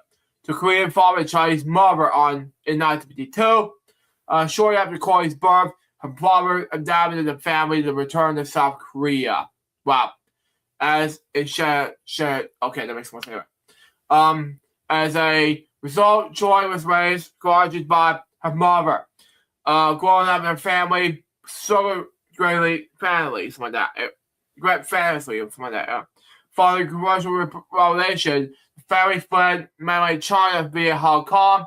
They moved to South Korea again, where Troy was reunited with her father. During this time, Troy developed a strong impression of American films released in South Korea. Although she had enjoyed films, Troy began as in tune to the prominence of cultural domination towards American Asian people in American media. Wow. Survival. Anyway, I don't know what to do next. Anyway, while American education. She moved to New York City at the age of 14. She volunteered at WBIA in high school, described one of the duties as covering the Paragraph 21 trial at the Tubes. During the trial, she earned the trust of the private party, and soon afterwards, she began doing errands in the New York City chapter. She referred herself as a pampered youth and said she did the running around the big shots. In 1965, Troy was given a scholarship to attend Manhattanville College for the Sky Heart in New York, where she studied architecture while attending. She made friends with a group of hippies that were part of the newsreel. At newsreel, Troy was working as an editor at American Animation Director, my dad. Soon thereafter, Troy earned a directing certificate at the American Film Institute. Her filmmaking career began with this. She has received a Garvingham Fellowship, Rochester Memorial Fellowship, and National Cultural Fellowship. Her documentary film "Who Killed Vincent Chin" received a nomination for an Academy Award for Best Documentary Feature in 1989. In 2021, the film was registered in the National Film Registry. Wow. In 1972, her career began with this. Anyway, she co-founded the Third World Newsreel together with filmmaker Susan Robinson. Okay? During her tenure, Corey directed documentary films in 1971 out of a prison uprising. Wow. The life of a woman in the United States prison. Wow, okay. It's difficult to know. And you're out. I don't know what happened here. But at the University of Social Activism, something like that, in New York City's Chinatown, as well as documentaries in the division of the Korean Peninsula from that. And the Nubian struggle for independence for South Africa, among others. In 1984, Corey directed her first feature-length documentary, teach her children and schools related to the poetry and the migration issues that people around her face. She was inspired to make a second documentary, combining the issues she faced in China and South Korea, the struggles she faced in the United States. The finished film was spineless, anyway, was released in 1936 and focused on Chinese migrants and Chinese citizens, like that. Struggles with the equal treatment in America. Troy was one of the first major female Chinese American filmmakers, ever. She was regularly paid as a crucial figure. She is considered a political filmmaker and an activist, like that. One of Corey's most acclaimed films, Who Killed Vincent Chin in 1988, was co-directed with Renee Thomas. Now, the film tells the story of Vincent Chin, like that, a Chinese American man who was beaten to death with a baseball bat by Rob Evans and his stepson Michael Nitz, like that, who held Chin defenseless, like that. They were each sentenced to 3 years per habitant and a $3,000 fine. Troy was struggling sticking fun of the film due to his high-attention subject matter. Saying a lot of the working class racism in Detroit at the time that she was the U.S. Industry was following in Japan, causing Jane Poppery. Wow, okay. I know it's hard. Sorry about that. I was looking at message real quick. Hang on. There we go. Okay. There we go. Got okay. Move on. The street was following in Japanese called Jane Poppery. Wow. Well, the film was premiered and recovered for green in graphic filmmaking and won several accolades. Something like that. In the 1989 Sudan's Film Festival, while there was promoting her film Who Killed Mr. Chin, Troy shared lodging with Stephen Barber for that. When Park City premiering live and videotape, also 1989 festival, she heard Robert Redford about Sudan's lack of diversity for that. who killed Vincent Chin, was nominated for the Grand Jury Documentary Award. The festival went on to win the Peabody Award in 1990. Shaw Drew in 1993, another film that Choi co-directed, was about an effort of the FM in 1992 Los Angeles riots, the Korean American community there.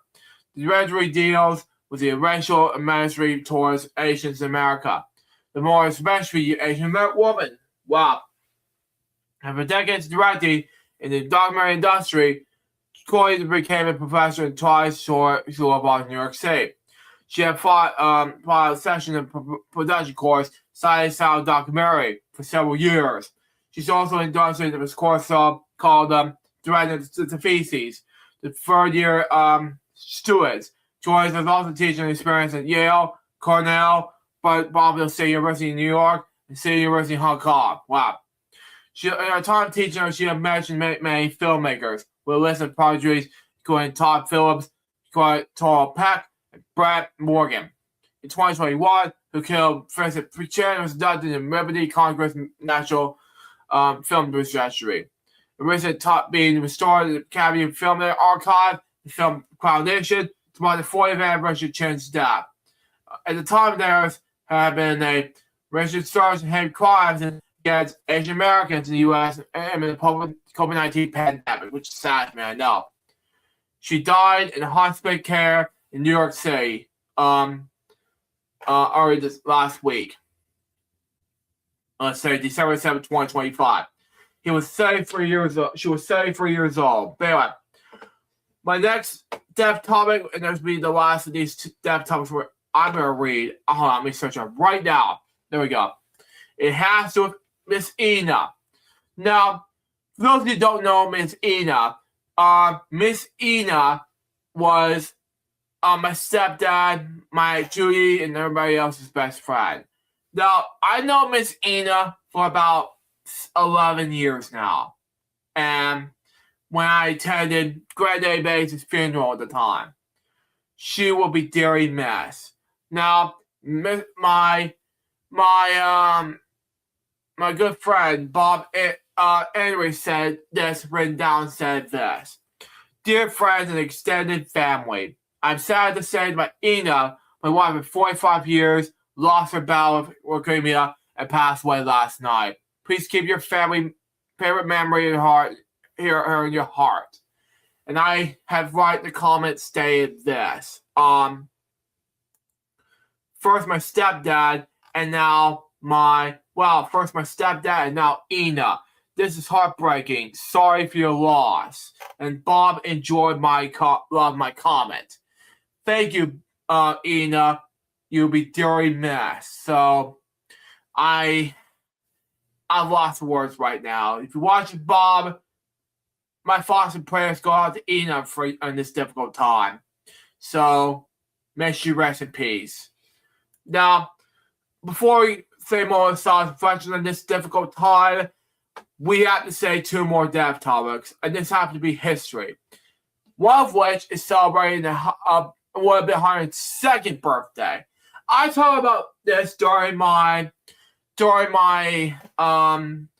Priceless Memories in our Bob Barker back in 2023, and our Bob Barker's memory. But we gotta talk about it right now. But we'll save this for last. Not gonna say her life, career, and death and everything. We're gonna talk about Bob Barker. That was it, okay? Now, Barbara Bill Barker, better known as Bob Barker to us, was American media personality, game show host, and then most wise protagonist. Anyway, he hosted CBS The Price is Right, the longest running game show in North American television history, from 1932 to 2007. Okay, he also hosted Two for Consequences from 1976 to 1975. Born in Washington, 1923, December 12th. In most conferences, Barker spent most of his youth in the Rust Belt Indian River Nation in West of Simonton and Rust Belt Sox tribe. He joined the United States Navy Rescue during World War II. He worked part-time in the radio while attending college in 1950. He moved to California to pursue a broadcasting career. He was given his own radio show, The Bob Barker Show, which ran for 6 years. Okay?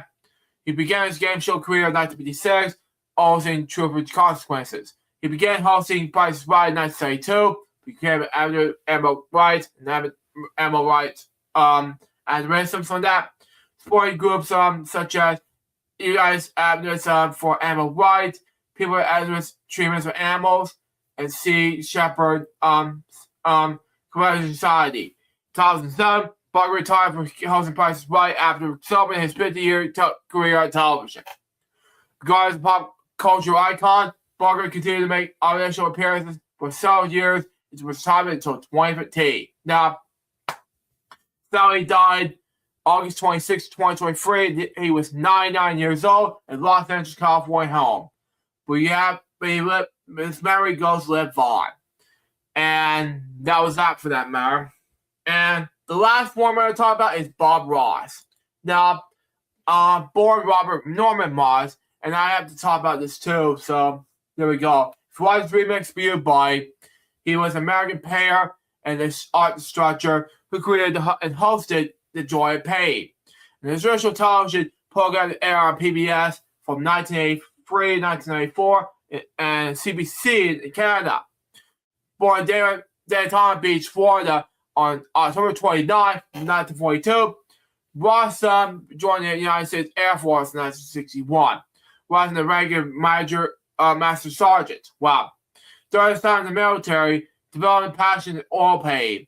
He studied art from Bill Alexander's show, The Magic Oil Painting. Eventually, he started copying painting outgrew his military salary. Retired from the Air Force in 1981. Discovered it by Annette Kowalski, who attended one of his sessions while he was working as a tourist with that. She and her husband helped Ross when that pulled together the money to spend a new company, Bob Ross Incorporated. Then in 1982, he stationed here at our class as a pilot. And so a PBS station signed up for The Joy of Pain soon after. One such station, WIBBB, appointed him to host the show in McCall, Indiana, began in 1983. The show featured him instructing viewers how to create landscape art using a quick, wet oil paint technique with limited penalty. It ran until 1994. And Ross, a cigarette smoker who had several health problems and is expected to die permanently, died a year later on Independence Day 1995, year I was born. He was 52 years old. His legacy is sort of icon popular culture. We're on episodes of Joy of Pain, but still broadcast to this day. Although he is dead to the past and his whole emotional family members, Kowalski's, as Bob Ross Incorporated, series continues legacy in court. Bob Ross Incorporated made a deal with his family members to become legal properties in his name and likeness. Now, without further ado, let's do a bonus facts group. Not one, not two, but 9 depth topics right now.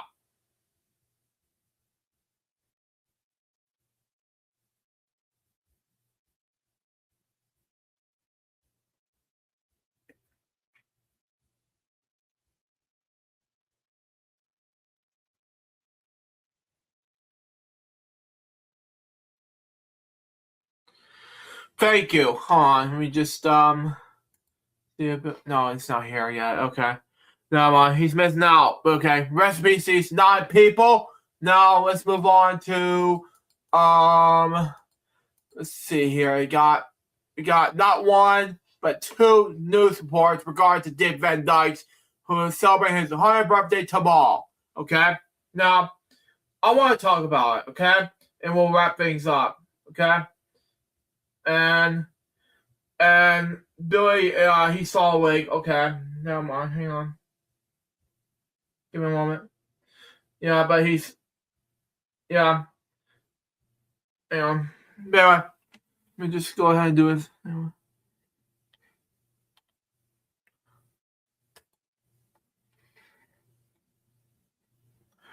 Stop sharing.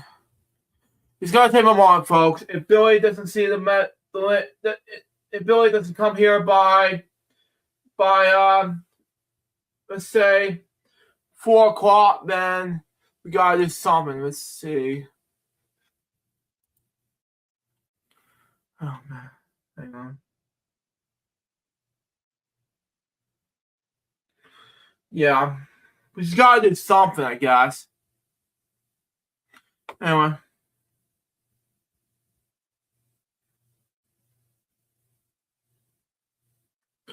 Anyway. Let's just move on, screen share. And just finish off where we left off, and then we'll let Billy do his thing. Okay, never mind. But anyway, as Dave Van Dyke turns 100, a PBS documentary feats an artist who's easy to celebrate, okay? Dave Van Dyke turns 100 on Saturday, an event so eagerly estimated that him to do so would seem convincingly wrong.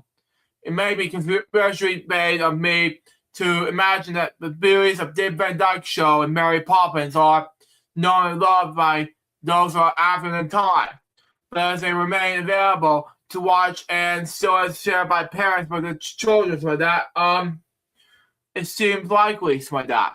Above Van Dyke's come here a moment to close this up. Hang on. Professional schedule isn't what it was. Cancel public appearance in June made headlines. Lies. Wow. Something sending waves of concern throughout the nation. He was remained visible over the last decade. In interviews and social media posts, often dancing and exercising, the art job in 2023, he appeared on The Masked Singer as a gnome. A guest for the 4th episode run on the Day of the Lives. Well, okay. Let me just, sorry about that, everyone. As a man of amnesia, he won him another Emmy. He marked his 99th birthday by appearing in the Coldplay video, shot in the Malibu home, dancing All My Love as Chris Martin singing the piano. They went on Jimmy Kimmel Live together. Facebook, Honey Rose, Living the 100, The Man's Guide to a Happy Life came out last month. Following my lucky life and out of the show business in 2011, and keep moving. Number 10 troops about aging in 2015. Fire-based PBS special starring Dave Van Dyke, appears as part of the American Master Series, who were denied and have earned that title. Another Canadian film, Dave Van Dyke's 100th celebration, will play exclusively at Richmond Theaters on Saturday and Sunday. Led by John Schoenfield. Reinventing Elvis, the 68 comeback, the U.S. and versus John Lennon, is a celebration of man and the artist easy to celebrate. Bring her joy, whose signature song. Hang on. Let me see. Not yet, okay. Song for Bye Bye Birdie, who made him a Broadway star and then is becoming a movie star and a TV star, and is put on a happy face. And from the actor alcoholism, an address here.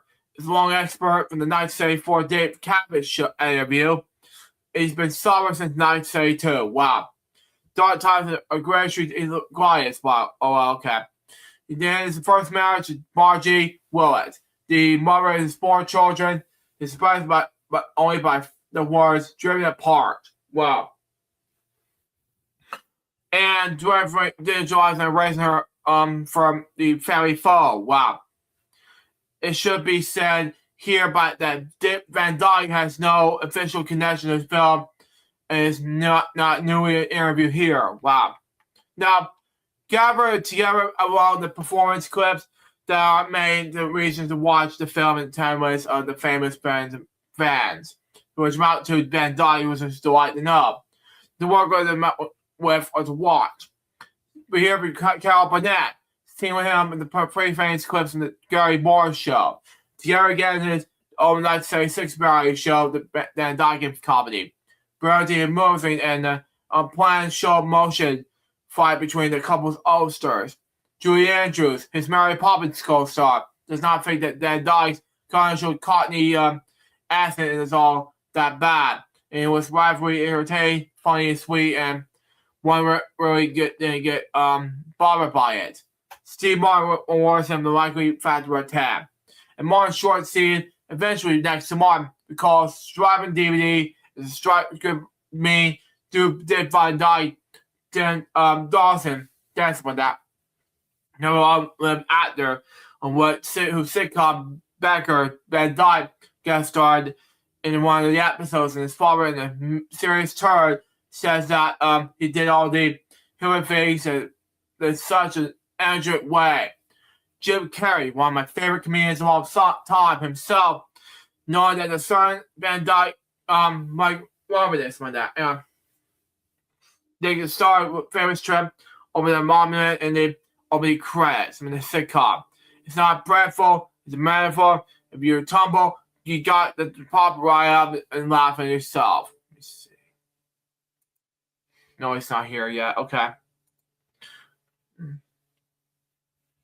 me see.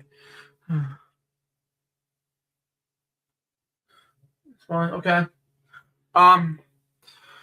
Because you're ridiculous, and we all ridiculous, and the life is also causing unfortunate circumstances. Wow. Okay. Makes sense.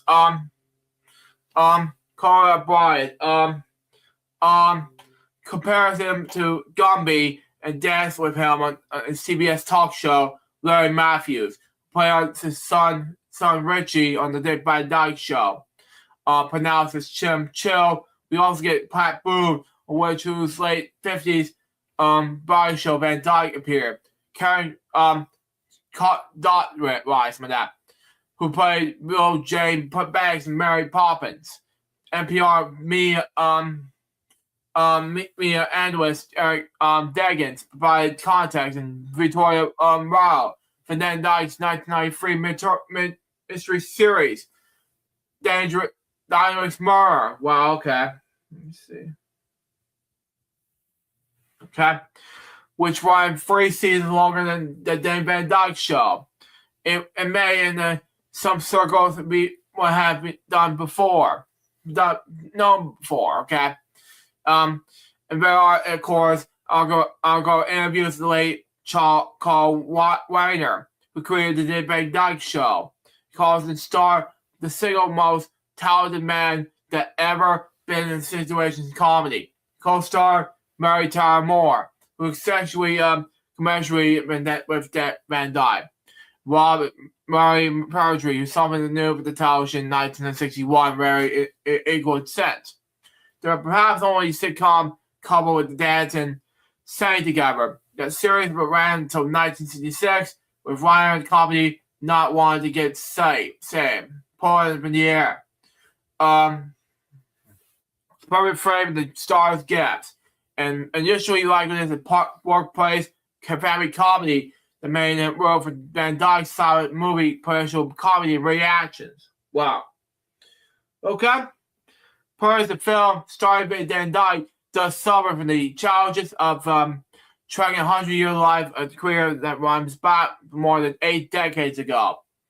It's something that widely podcasts who from that what made some such documentaries prepare how who agrees to talk with what may have to say. When photos and films are available and affordable, and of course, when interested filmmakers, disappointingly, there are no clips not to say one sitcom, the new Dave Van Dyke Show, which is sad, man, no. Which Van Dyke dismissed her here, but quite like, surprisingly, no mention in the 2004 reunion, the Dave Van Dyke Revisited, written by writer and featured all the surviving cast members. And I have some issues with the cookie framing graphics. Well, okay. Let me scroll up real quick. But there's so much to see and hear. Go on the back of the snippet with the feature star on local radio in Denver, Illinois. Well, okay. Well, he has started with working as a teenager. Focus on him in the Married Mutes. Lip syncing double act that started him in his nightclub career in the late 40s. First on Sesame Street, the morning show anchor with Ronald Cronkite, a cartoon show host and game show host, and forming put on a happy face alongside Broadway castmate Susan Watson.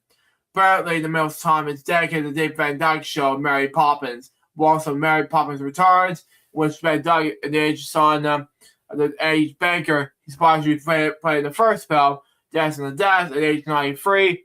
Production and rehearsal photos are delightful. Together more, and Andrew's fans are as well. And with everyone looking young and beautiful, he's painting himself as lazy and lucky, but not driven. Except they are to live in front of his family, not an actor. Below decided for himself. Part of 1988's Chitty Chitty Bang Bang starred Poppins with dogs that has a special choreography of his own, and the writer prepared and directed the comic in 1969 drama about the silent film comedian revolving with the talkies. His post-Poppins virtual film regarded the single description of colleague, not even a montage. A posters, more attention to pay, more after. A 1974 TV movie in which Van Dyke played an alcoholic businessman. There's around then that he had played public in his own drinking problem. Wow. Towards the end, the documentary sometimes had an air with providential peace with accounts that charities that Van Dyke supports. 2 hours of Van Dyke performances cannot help but be entertained. All you need to know is set up the trips and get out of the way. Amanda Bynes was searching for a handkerchief while trying to sniffle and sneeze. The world's oldest magic magician made a comeback. These hilarious bits required no context. Eventually, there was also a story of time, given a century of films marking every stage of life. His long arms, his long legs, his old legs all are not where they were used to be. But the long was not said to say sad. His face is all as recognizable and expressive it ever was. Now for the final report to share, and that's from Jeopardy. And now we'll talk. It's also Dave Van Dyke's birthday. Okay? And what to say here, folks, is Dave Van Dyke has the perfect plan for this 100th birthday, and Jeopardy fans are going to love it. He might have never been on the show, but clearly he's a big fan. Wow. Now, you know that Jeopardy is one of the oldest and most successful shows in American history when someone wants to go on the marathon watching their 100th birthday. That's exactly what legendary actor and comedian Dave Van Dyke wants to do when he reaches the century mark. This means that he has seen the show, evolved the years, despite me never been on the show. Van Dyke's clearly a big fan. Wow. Now, one can assume that he would watch the work of the former hosts Alex Trebek and Art Fleming in his younger days. You've heard about Dave Van Dyke wanted to do on his birthday and show his wife, Ollie Silver, to people. He doesn't want to do anything. Silver was almost half of the age of her husband, said this. He wanted to be in this room watching Jeopardy reruns with me. Well, okay. Now, that's not a bad way. Scroll down, please. Thank you. That's not a bad way to share your birthday spend a birthday with at all. Now, Silver's happy. The way that her husband can see how the world celebrate him in this one. I'm so happy he's here to see what I know is going on to be a global celebration of him. I'm so glad that he's still with us, she said. I've always been celebrating him now, since 2011, when I got on social media. It's a pinnacle of all that is, and it's all different people and different events we've done, just so cool. Well, okay. Now, Stuart at first met in the CAG Awards in 2006 when I had the booming of the Jordan Love Story. I'm so honored to have him in my life. Take care of him. Knows what this community we have built, and he built so over the years. Silver added, it was not just her, there was a measure love and respect for him. The same is true the other way around as well. Back in November, Dave Van Dyke said that his wife is kept him happy every day of the year. His life. Well, okay. Now, she's responsible for, go up, please. Thank you. Oh, come on, please. Thank you. she's responsible for keeping me in my moment. She's kept me happy every day of my life. Every day. She's a joy. She kept me singing or dancing. She carries so much responsibility. I'm just lucky, he said. The Registry Committee also celebrated an early birthday party in November for particularly important people. It was held at their home in Malibu, California. Very IT charity event raising funds to benefit the Van Dyke Endowment of the Arts, the Van Dyke Museum. Now, there are several reasons for having these all good, but mine is provided the art commission, he said. I don't care if you're split in the street, you're on the bus, or the restaurant. Everybody's looking for phones, nobody talks. I see young couples having dinner together, and they're both looking at their phones. I may be the only person in the United States over 10 who does on a cell phone. I don't have a phone. That's it for that news report. And let me see. No, nothing but Billy. Okay. So that's all for news report today. And if I don't hear back from Billy next minute or so, we're going to get to the notes. Because I have no idea where Billy went. So, yeah. Anyway, I mean, that's all we got for right now. So, until then, it's going to take him a while, because if he doesn't see the link, then, oh well, we try. But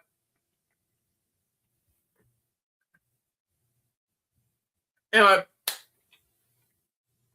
we got to get the notes right now, because I think, because after this, we got to get ready for the Christmas party at around 5 o'clock, because I'm going to have less and more time left to do anything. So let's do it now. Don't have any time left. Anyway, let's do it anyway. The first one I got is December 12th, 2025. It's Bedtime Stories, episode 743. Then we got Racist Jokes, 133. And that's to be a Christmas episode on Christmas Miracle on 3rd Street, followed by Will Jeopardy, Daily, blah, blah, blah, Gameplay 7s, Lunchtime Bedtime Stories. Then we got Board Jokes from 60. And of course, Crazy Bunch Web Show, and so on. And so much more to come on things. Yeah, and Board Jokes 61. And Weekend Celebrations. And we'll be back for LJPCBM 1000 Serve A, because that'll be a Christmas part 1 of LJPCBM. So be looking out for that, and whatever you say. But anyway, and then coming back, we'll be right back after this one. Will be LJPCBM Fridays. Will be part 1 of our Christmas episode. Be looking out for that. It'll be a huge one. So there you go. And for that was the LJPCBM Fridays for the day, December 12th, 2025. Hope you enjoyed. So it's going to be LJPCBM Fridays, episode number 447, which will be part 1 of Christmas episode, America's Fridays 9, the final one. So episode, suggested by me, what LJPCBM Fridays are going to be soon out. See ya.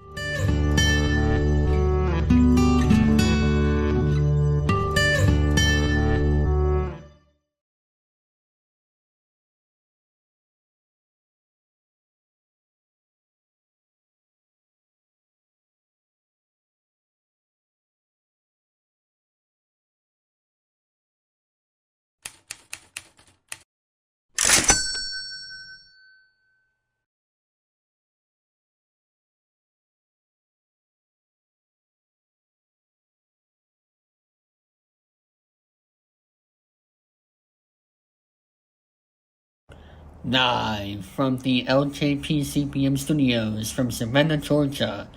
It is time for LJPCBM Friday. And now, here's the stars of the show, Nick Shepard, Benny Blue, and Remix Clone.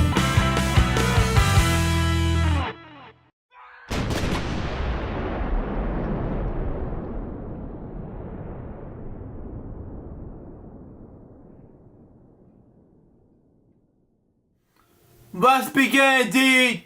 Thank you, David 1000. Hello, people. Sujaro speaking. Welcome to the second to last episodes of Elgin Friday's episode number 437. Today we're doing not one, not two, but 3, 4, 5, 6, 7, 8, 9. 9 depth topics along with 2 news and supports we're going to be talking about on this episode of Elgin Fridays. And then we'll do a World Watch on the very last of these World Watch on segments. And let's talk about it now. So show it. So we got for us. We'll start with Ed Wallace. Born that name, he was American radio host. He was a founder owner of Mojo Productions in Fort Worth, Texas. He's a former chair salesman. He was a former president of Wheels with Ed Wallace, my dad, which broadcasts out to Dallas, Texas, on radio station KLIF 570 AM. Retired in 2022. The show was also broadcasted over the air in internet, my dad. Focused mainly on automotive subjects, which is sponsored by local dealerships. Wallace also a weekly column in the Fort Worth Star Telegram. It was constantly wired for the Business Week Online. The show went around to give the Dallas Press Club's K Award for Best Radio Documentary. And Wallace was a recipient of the 2001 Joe Award for radio from the Anderson School of Business at UCLA. For outstanding business journalism. He died at his home in Fort Worth, Texas on December 28, 2025. He was 72 years old. The next step topic has to do with Michael Lipsman. Born Michael Bruce Lipson. He was an American music manager. Over the course of his career, he managed several major musicians and bands including David Bowie, George Michael, Matchbox 20, and his frontman Rob Thomas. Yeah, not the Bob show we know, but Rob Thomas. And Melissa Manchester. Lipman worked with artists through large milestones in his careers with that. He served as an opportunity for entertainers before entering the management industry. He served as David Bowie's manager in the early 70s and managed for George Michael on 2 occasions. One in the late 80s during his fame in the song Fave, and then again 17-year gap in the mid 2000s. He was born in Rochester, New York on December lived with his wife on August 8th, 1946. Well, okay. Hang on, I'll come right back. Stand by.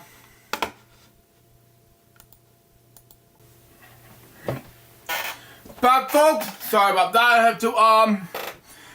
I have to just get my head straightened up and, of course, just eat some Lunchables and drink some a whole bit of water. Excuse me. Anyway,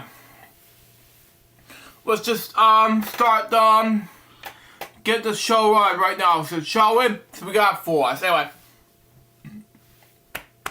excuse me. Anyway, he graduated from Illinois College in New York before he attended American University of Washington College of Law, something like that. Anyway, his career began with this. Anyway, once Lipton graduated, he began working for creative management associates, something like that. He became interested in the entertainment industry while on vacation in Los Angeles. After working with Hollywood stars, Lipton was tasked to work with the watch musicians, like that, by his agency. He worked with artists such as Electric Light Orchestra and B. Murs, like that. Before parting ways to CMA, to join Cooper, I% and Harmonious Paul Wallform, from that. From 1971 until 1975, Lipton worked as David Bowie's artillery manager. During this time, Lipton assisted Bowie through his release of the single Fame in his movie The Man Who Fell on Earth, and his guest appearance on the show Soul Train, the two parted ways in December 1975. Coming out of supply for Lipton like that.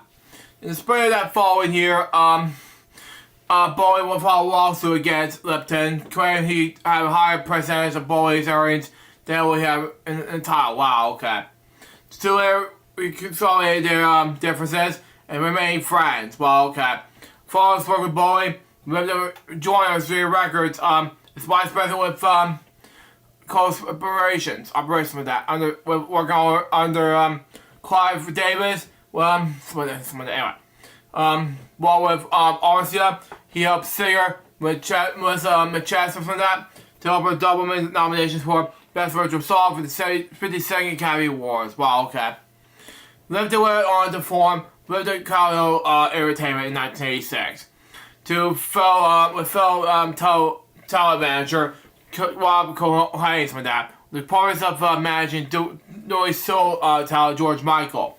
Partnership soon grew to include the management of their other partner artists, such as the bands Megadeth, James Anderson from that. The pair split up in 1990, Colleen retained his position as Michael's manager, and Lipton taking on the energies of other artists. In 1996, Lipton became the manager of the band Matchbox 20. In addition to his work with the band, Lipton spent 20 years as manager of the frontman Rob Thomas's solo career, with helping the stars through label nominations and career moments with that. Including the 2016 Autograph Karaoke Tour, he continued his work with musicians as part of Lipton Entertainment until his death, working alongside his brother Terry and his son Nick. Personal life and death. Lipton married Nancy Harris in August 1968. Two were married for 57 years, and had 2 sons. His son Nick served as a partner of Lipton Entertainment, while his other son Josh was director of video content at iTunes. His younger brother Terry, 1954 to 2021, also managed artists. Michael Lipton died at his home in California on December 29, 2025. He was 79 years old. The next step, top has to do with Tim Cass. Born Timothy James Cass, he was an American actor writer of the role-playing game industry. He writes remix role-playing games for you. Tim Cass became interested in the board game in his childhood. Later turned to manager war games. While attending the university after a stay at the U.S. Navy, he was part of a group playtesting an early version of new role-playing game Dungeons & Dragons, D&D for short. Game co-designer Gary got tax on that. He hired him as a first employee at TSR Incorporated in 1975 after ending some of the TSR's early D&D publications. Cass became manager of Strategic Review, which later became The Dragon, and then Dragon Magazine. Cass left TSR in 1980 to publish a new magazine, Adventure Gaming, but when that failed, he left the game industry in 1983. Wow, okay.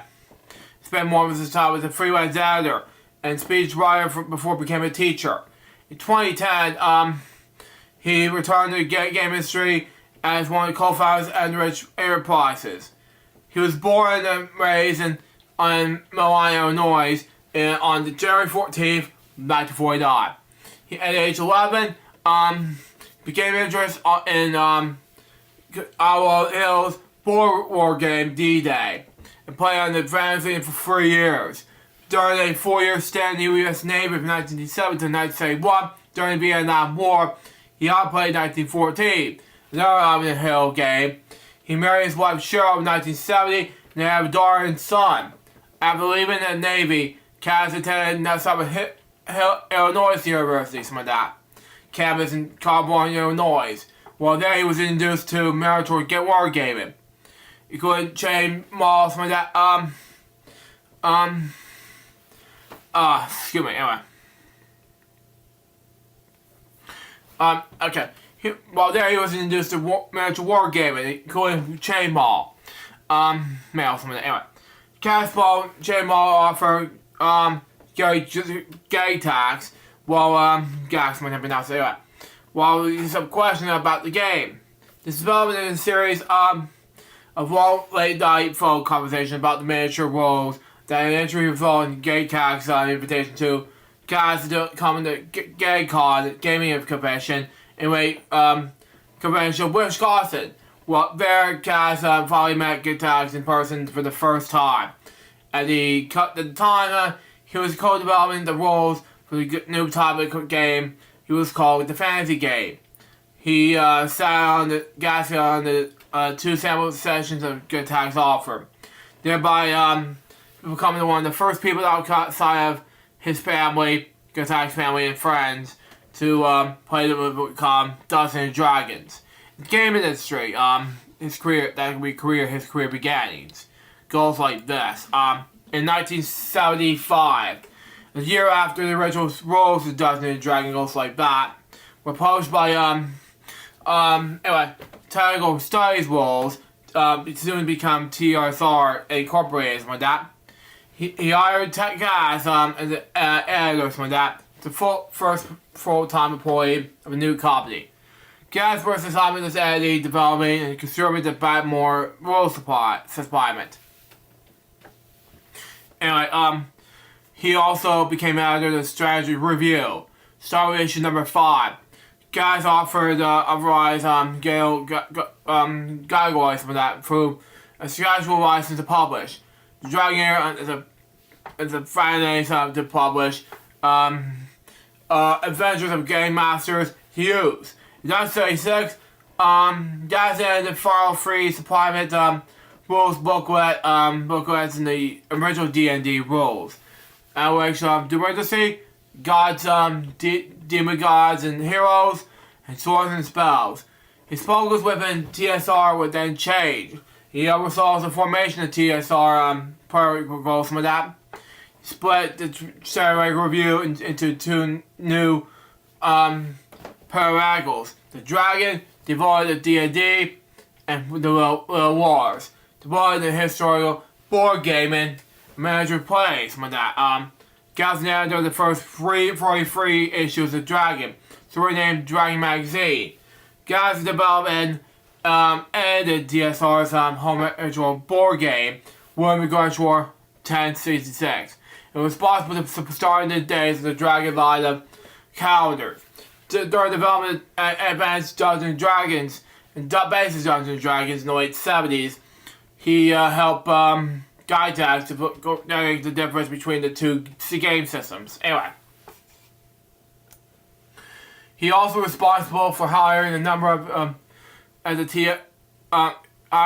people at the TSR for spreading their way on to become eventual careers in that role-playing game industry, including Kim Mulhern, like that. Anyways, and he resigned for TSR in 1988.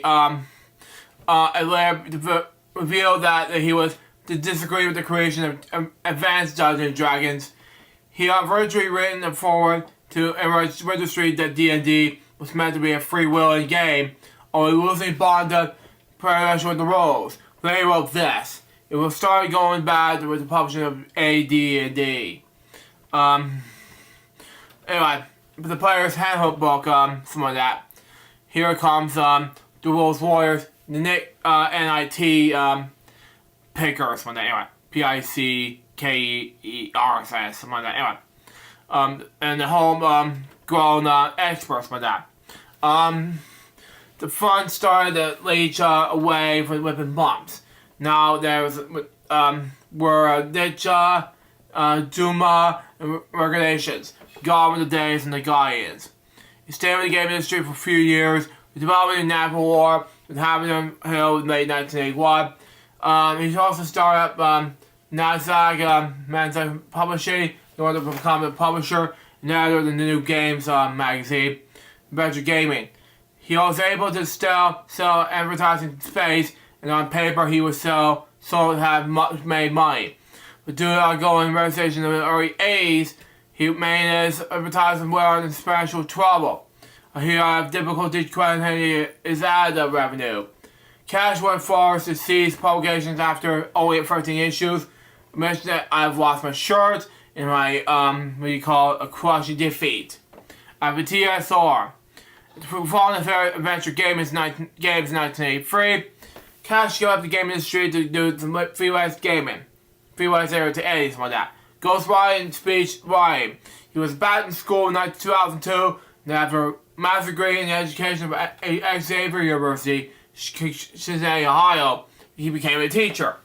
2006, Cash won the Celebrity Auction Year with Frank Manzer and Jay McCon Indy. He joined Mancher as a special guest at the Lake Gaming Convention in 2007-2008. Cash and Mancher further returned to the role as auctioneer and game called Indy until 2017. With especially the following year of each of his conventions like that. Jim Moore, a fellow TSR employee, the early days in the company, who had been managing editor of the commercial magazine, pushing Cash to write a monthly column in the magazine. And at the KT Fair in November 2010, Cash announced his return to the game industry as one of his founders with manager James Ward and Chris Carr and Sun Ward Enterprises, which was published in a variety of the Joe Works as well as the new creations for role-playing games. In 2012, Cash became the commercial editor of Gay Gags magazine. His Squadron Journal, published by Ernie and Luke Gay Gags. Wow, okay. Sons of late Gary Gay Gags, who was the Jaeger in old school Dungeons and Dragons. Wow, okay. 6 issues were published from 2015 to 2016. But the Gay Gags brothers ceased publication with Gary's widow, Gail Gay Gags, initially with the trademark dispute over the spot of the magazine's name. He died of a short illness on December 30th, 2025, New Year's Eve, before New Year's Eve, 2025. The day before that. Anyway, it was December 30th. Anyways, he was 36 years old. The next step, top us with Talia Solensberg. Born Talia Kennedy Solensberg. She was best known as an American advice journalist and author. She worked as a science and collaborate reporters at New York Times and worked with several other publications, including The Atlantic, The Washington Post, Vanity Fair, Bloomberg News, and Bloomberg News from that. Her book, combinations like that, The Environmental Impact You Don't Know How You Have, was published by Grand Central Publishing in 2019. So was a member of the Kennedy family and Baumler family. Wow, okay. Graduated from Yale University, something like that. And later involved in the master's degree in American history from University of Oxford. She died on December 5th, 2025. She was 35 years old from a acute leukemia, something like that. She was born May 5th, 1990, at New York City, New York Hospital, to Edwin Swartzberg and Caroline Kennedy. She's granddaughter of the 45th President of the United States, John F. Kennedy, First Lady Jacqueline Barter Kennedy Osnas. She and her siblings, Rose and Jack, were primarily raised at the anyway, hold on, let me see. Oh, that is my close. Probably raised in Manhattan's Upper East Side, something like that. I also suspect the several times that Marvin's Vineyard. Salisbury Barber came from an Irish Jewish family. Anyways, Malaysia, this is a Ukraine. Wow, okay. And her mother is a common Irish, French, Scottish, and English descent. She was raised Catholic. For my mother, who was also probably Hanukkah with the Jewish in the family's holiday celebrations like that. Let's scroll up more. Anyway, Strawberry attended the all-girls boarding school in her heroic sister Rose, later the Eternity School, where she graduated in 2008. She graduated from Yale College in 2012 in the BA in History. While at Yale, Strawberry wrote the Yale Herald and eventually became a paper's editor-in-chief. She received a Charles A. Rice Tower grant and a research and paper project that explored the communities that group out of the relationship between runaway slaves and also New England Native American tribes because probably on North Marvin's vineyards in the 19th century. She's also a member of the senior Society Mason K.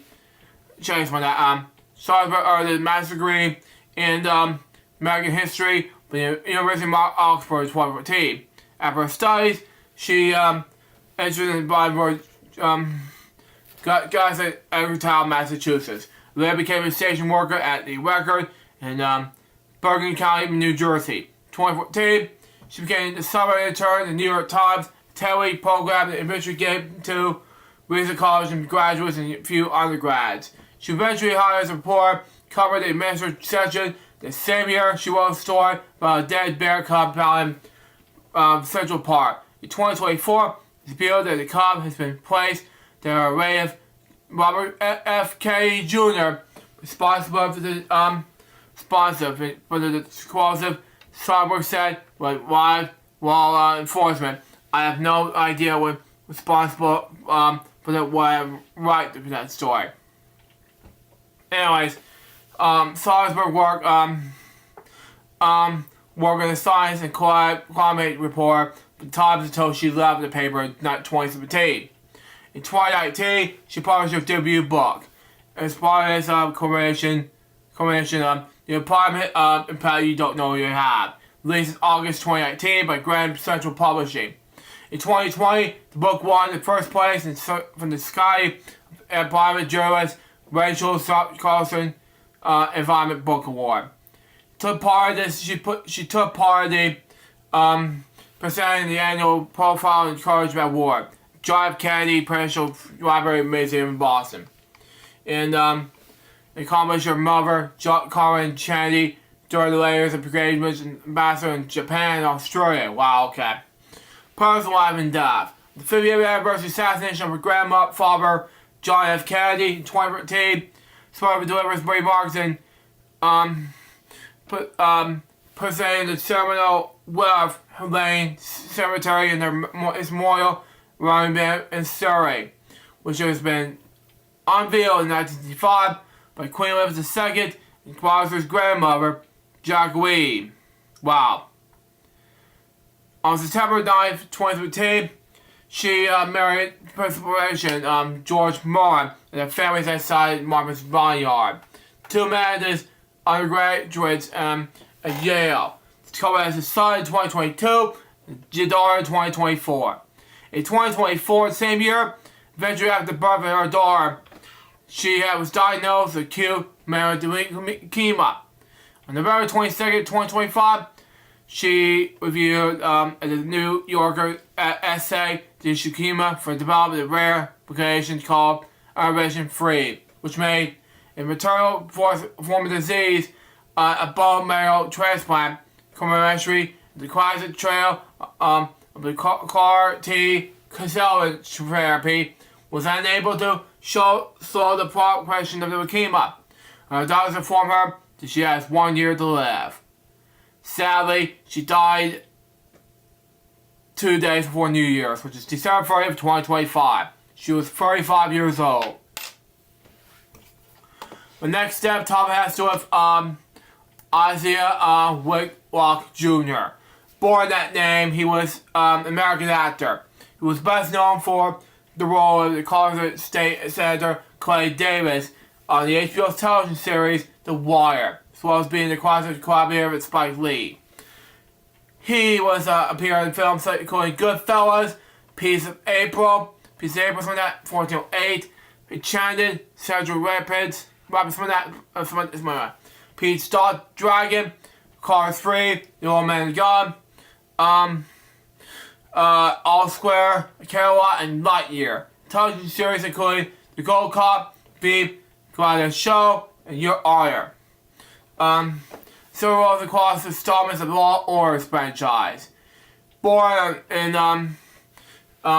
South Bend, Indiana on September 13th, 1954, and attends John Adams High School. Graduated in 1952, 72, something like that. Anyway.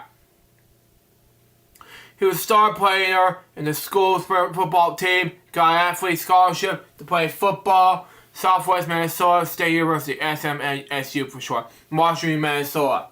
Injuries led him to stop playing football after beginning to part of the redemption of his course, but he focused on acting. After graduating in 1976, he moved to San Francisco to join the American Choir for years for that. He moved to Chelsea, Manhattan, New York City in the early 1990s. His career began with this. His first novel, came in 1987 when he was guest star in the police professional Cash and Lacey. He was best well known for his role in the HBO television series The Wire, as State Senator Clay Davis. The Wire premiered in 2002 and ended in 2008. Whitlock had a recurring role in the show's first 4 seasons. It was a part of the main cast in the 5th and final season.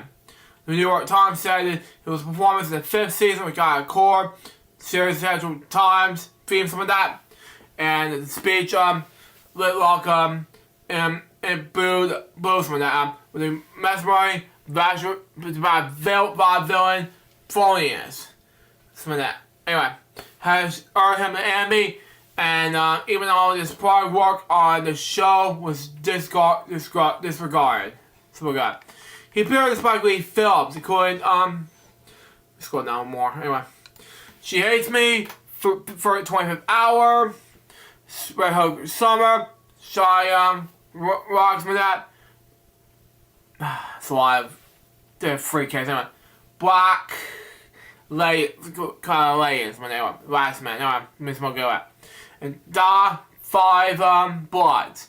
He was made appearance on Cowboy shows with that, and it was made several appearances on the Spider's characters on Law & Order. He appeared as Eugene, a similar role in the 2003 film Pieces of April. He had a big part of Goodfellas. This is a doctor who gives Henry Hill Valium while attending his brother. Anyway, he also made an appearance in the film 1408, The Engineer of the Dolphin Hotel. In 2007, he played Evan Banks in The Chandid. He also appeared in partial spots in the 2009 Wii video game Punch-Out, portraying the character Doc Lewis. He also played the absurd agent named Ron Wilkes in the 2011 film Central Rapids. In the film, he also is a self-described fan of The Wire.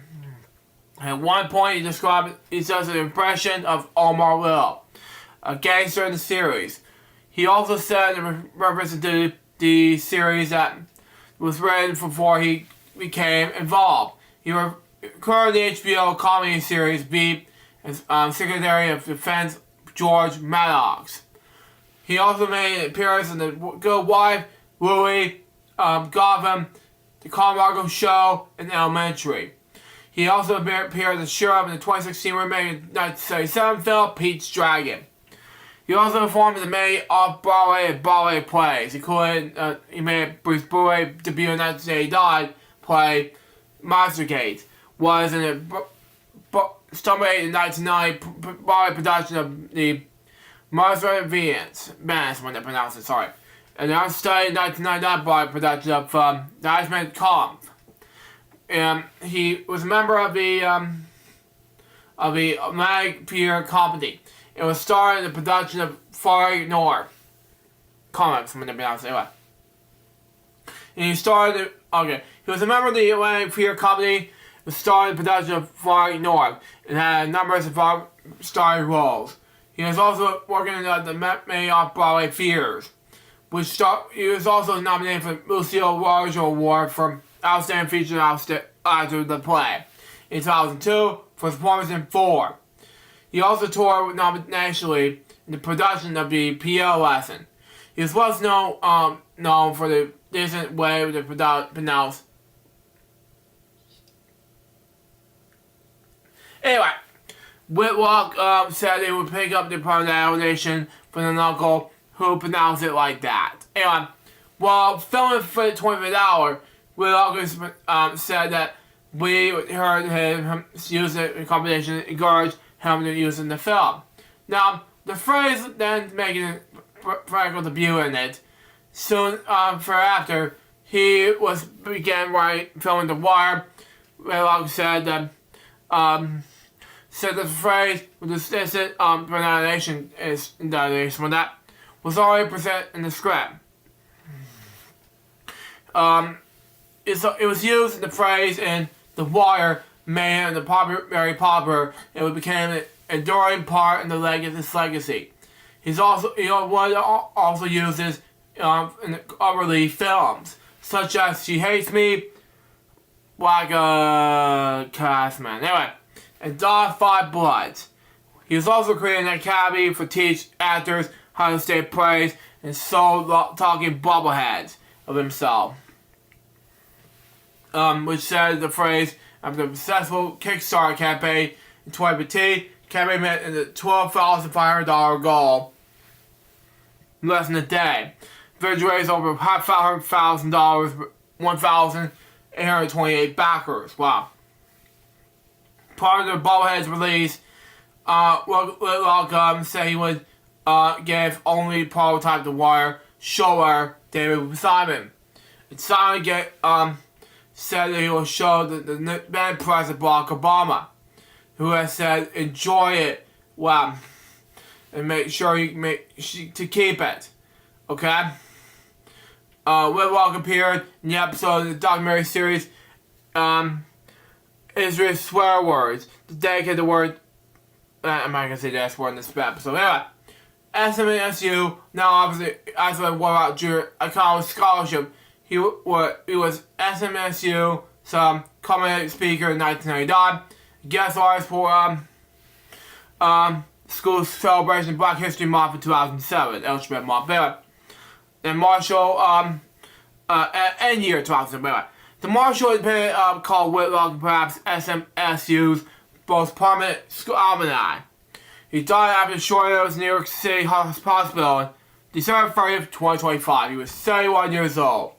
The next topic has to do with Candy Raymond. Born in Canada, Raymond. She was an Australian actress, most prominent from the films and television during the 1970s and 1980s. Born in Sydney, 1950 on May 1st. And attended the St. Ives High School in Sydney, Australia.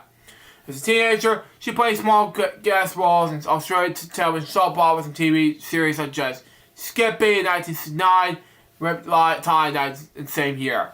She also appeared on stage revues. She also attended NIDA, the class that included John Hargreaves, Wayne Hughes, and Squire Taylor.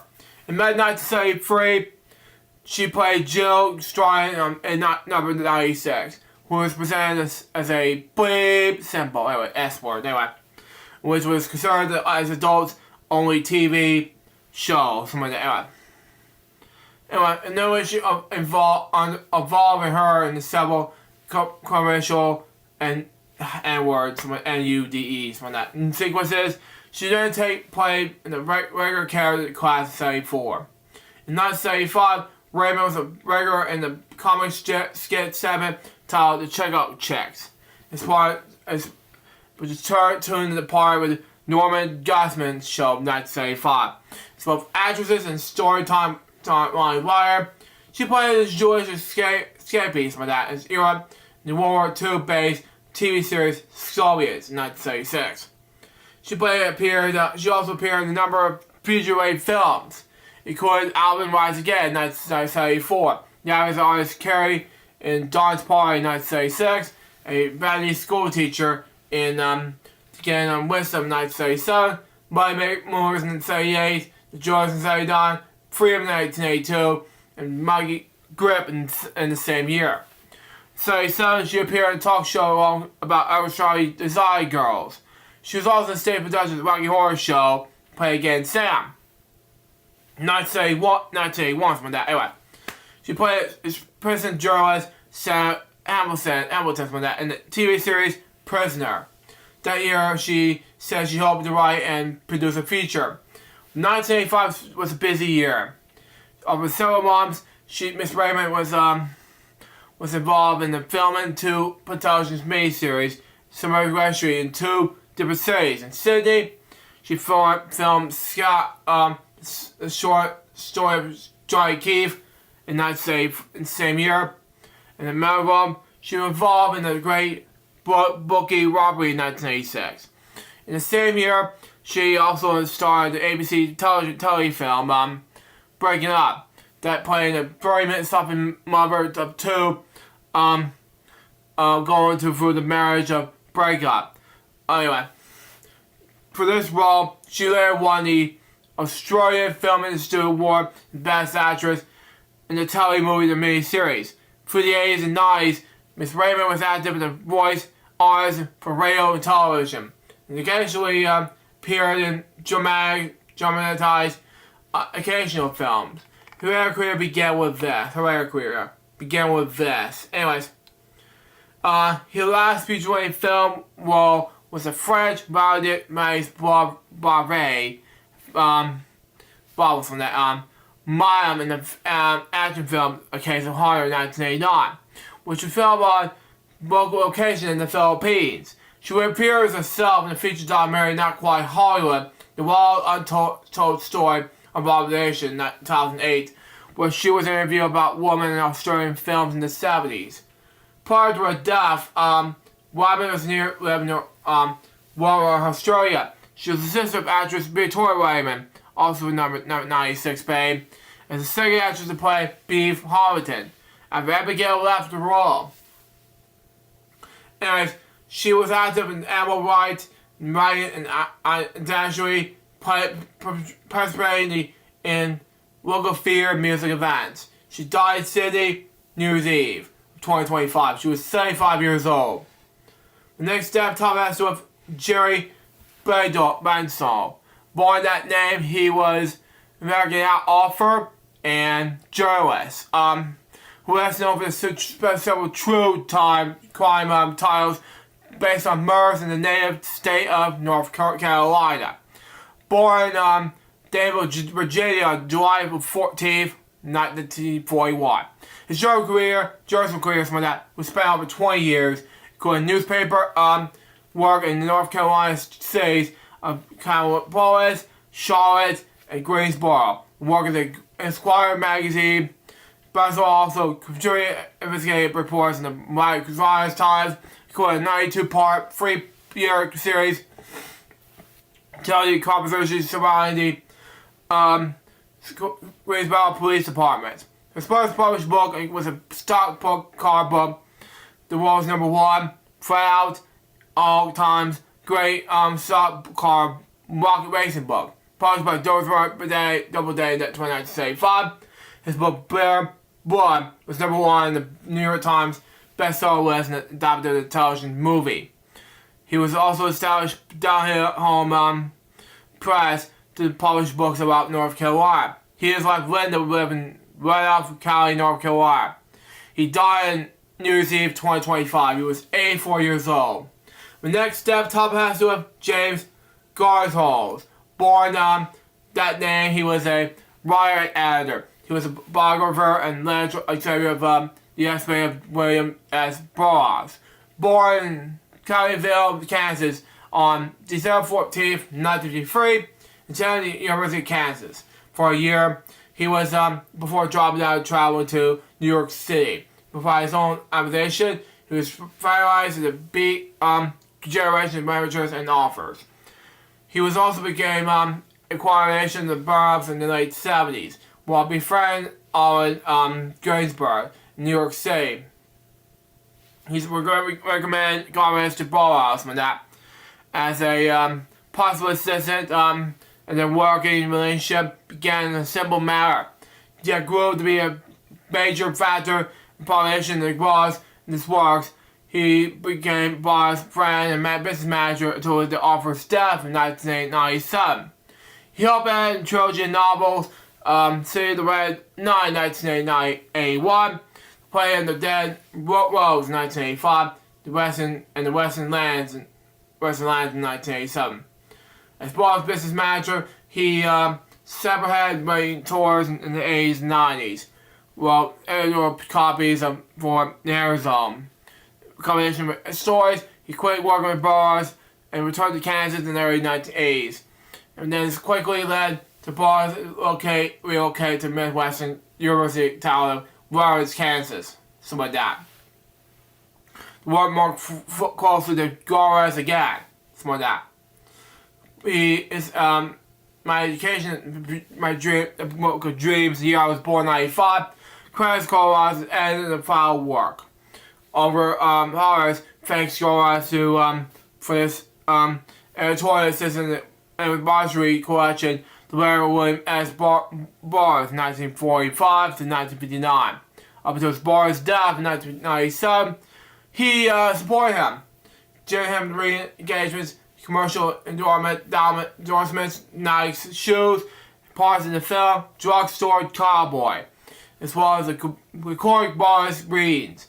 He looked after Barrs' physical needs as well, taking him to Marathon Clinic in Kansas City weekly, as well as providing him with championship, and that is a kind of social security to many people that came to Kansas to break Barrs with that.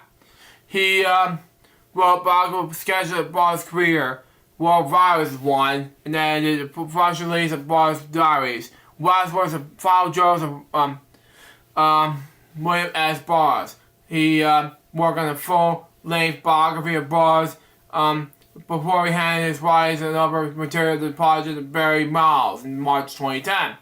The book, called Barrs Alive, was published in 2014 with Miles as its sole credit author.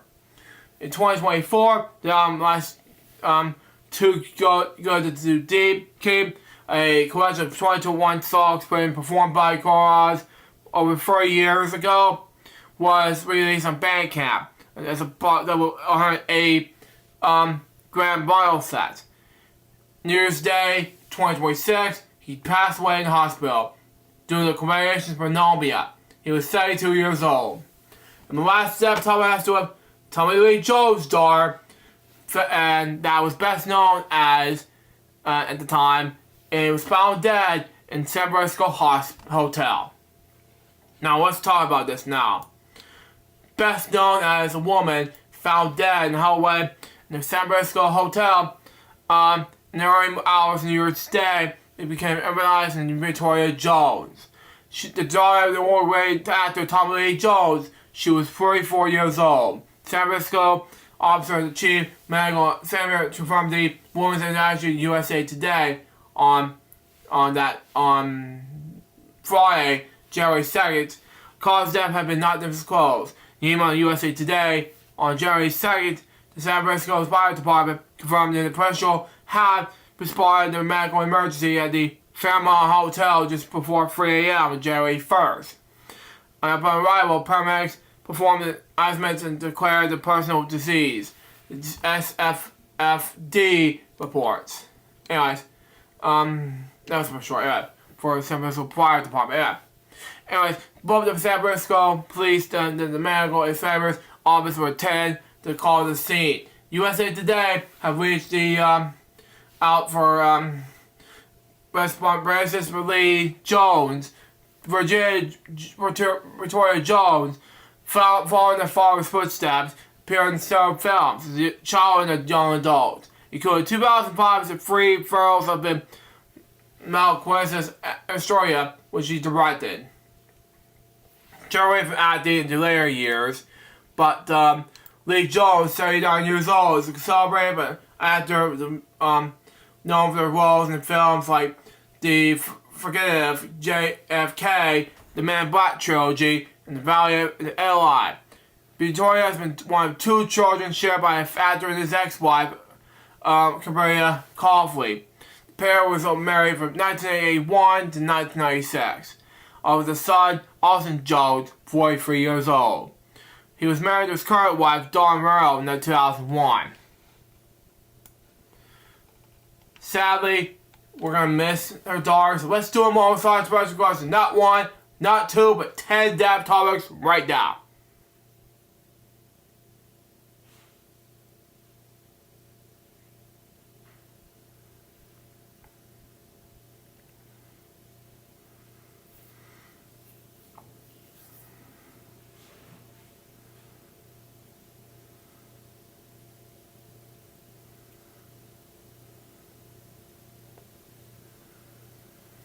Thank you. Rest in peace, 6 people. Now, oh man, we'll talk about this tomorrow, next week's Crazy Much Web Show next week. Stand by. And last 2 news reports, and we'll do our Well Watch segments, and we'll wrap up the show. And that is, of course, Georgia Bulldogs. And sadly, we have a miss, and Ole Miss Mississippi Rebels won again, and sadly, Georgia Bulldogs lost SEC championship. Quarterfinal, semifinals goes to Ole Miss Mississippi Rebels. So good job, Ole Miss Mississippi Rebels. You did it right this time around. But good game, Georgia, my home state. So better luck next year. So, and the last one we're going to talk about is 2026. And this is our current year this year. And this is celebrating our 250th annual Independence Day in our country.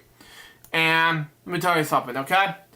2026 is a 75th year marked the major global events, including the FIFA World Cup in North America.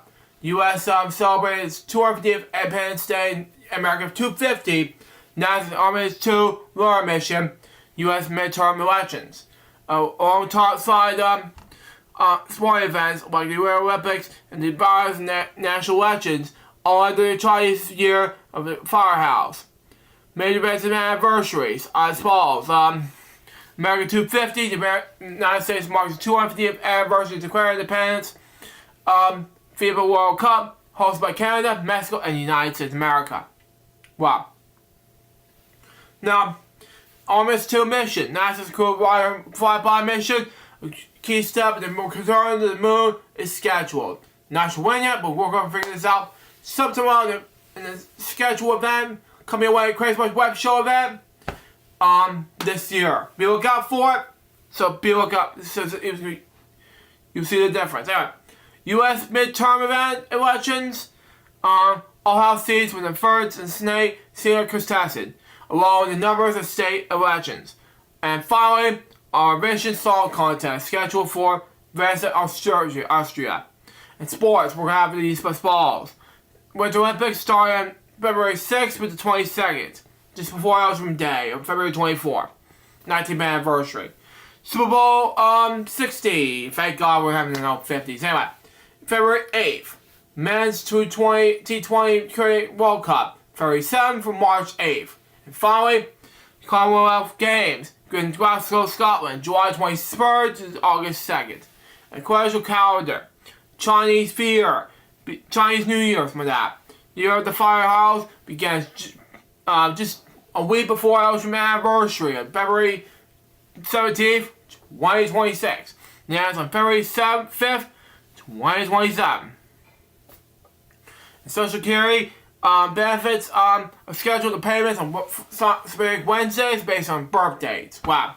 And finally, other calendar, a special year with 355 days, starting on Thursday, which is yesterday. So that is all for topics for today. Before we go, we have our Why Watch on segments, and we'll wrap up the show for today, and we'll get to our one more episode, and that will be it for the shows, Elgin Fridays. So there you go. And we'll watch on Paramount Plus, and that will be the SpongeBob movie, Sponge on the Run. But to get prepared to see Sponge from SquarePants in theaters now. And it'll be released digitally on January 20th. I'm not going to go ahead and watch it digitally until I get it in the theater. So that would be something new for me.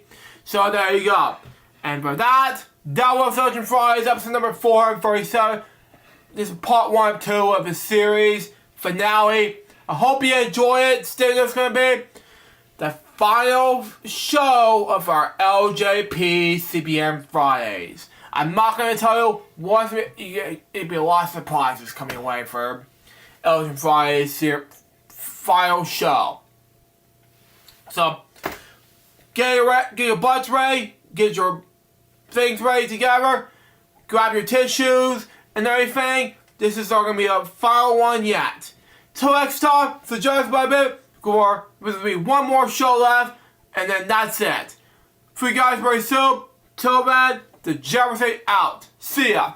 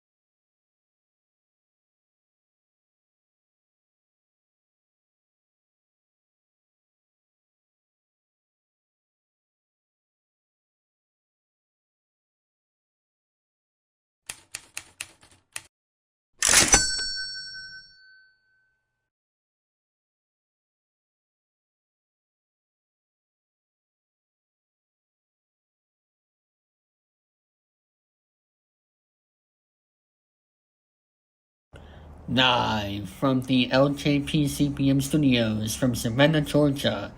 It is time for LJPCBM Friday.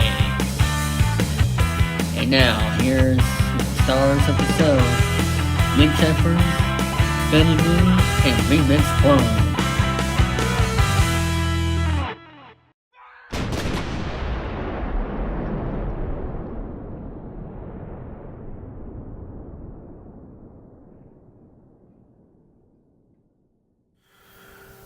For the final time, thank you, David 1000. Let's begin indeed. Hello, people. Sujara speaking. Welcome to the final episode, the series finale of LJP, the final episode of Elgin Fridays. And boy, oh boy, we have the biggest showdown and the planet of you ever going to see, and the biggest one you will ever see. Oh my god. The biggest one you will never forget in Elgin Fridays history. So, we're going to end off with not one, not two, but 4 dev topics along with a news topic we're going to share with you. I wasn't going to do any more news to share with you at all, but that's why it took Crazy Bunch web show for you all. So, maybe about that in a little bit. And then we got some game segments to wrap things up.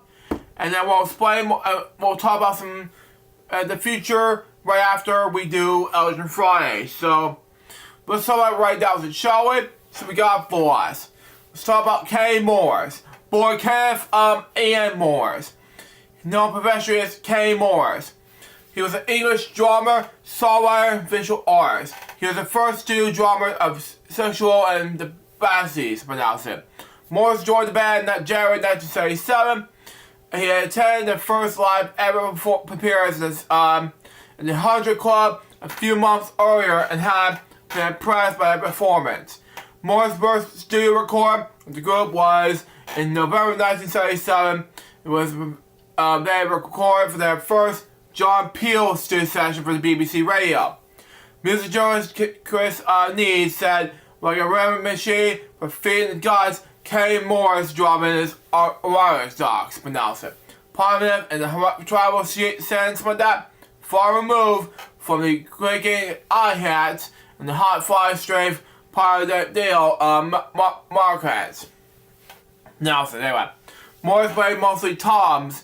He ever been cited and mainly influenced by several drummers of the pop era, including Stephen Morris of Joy Division, Kevin Hoskins of Babylons.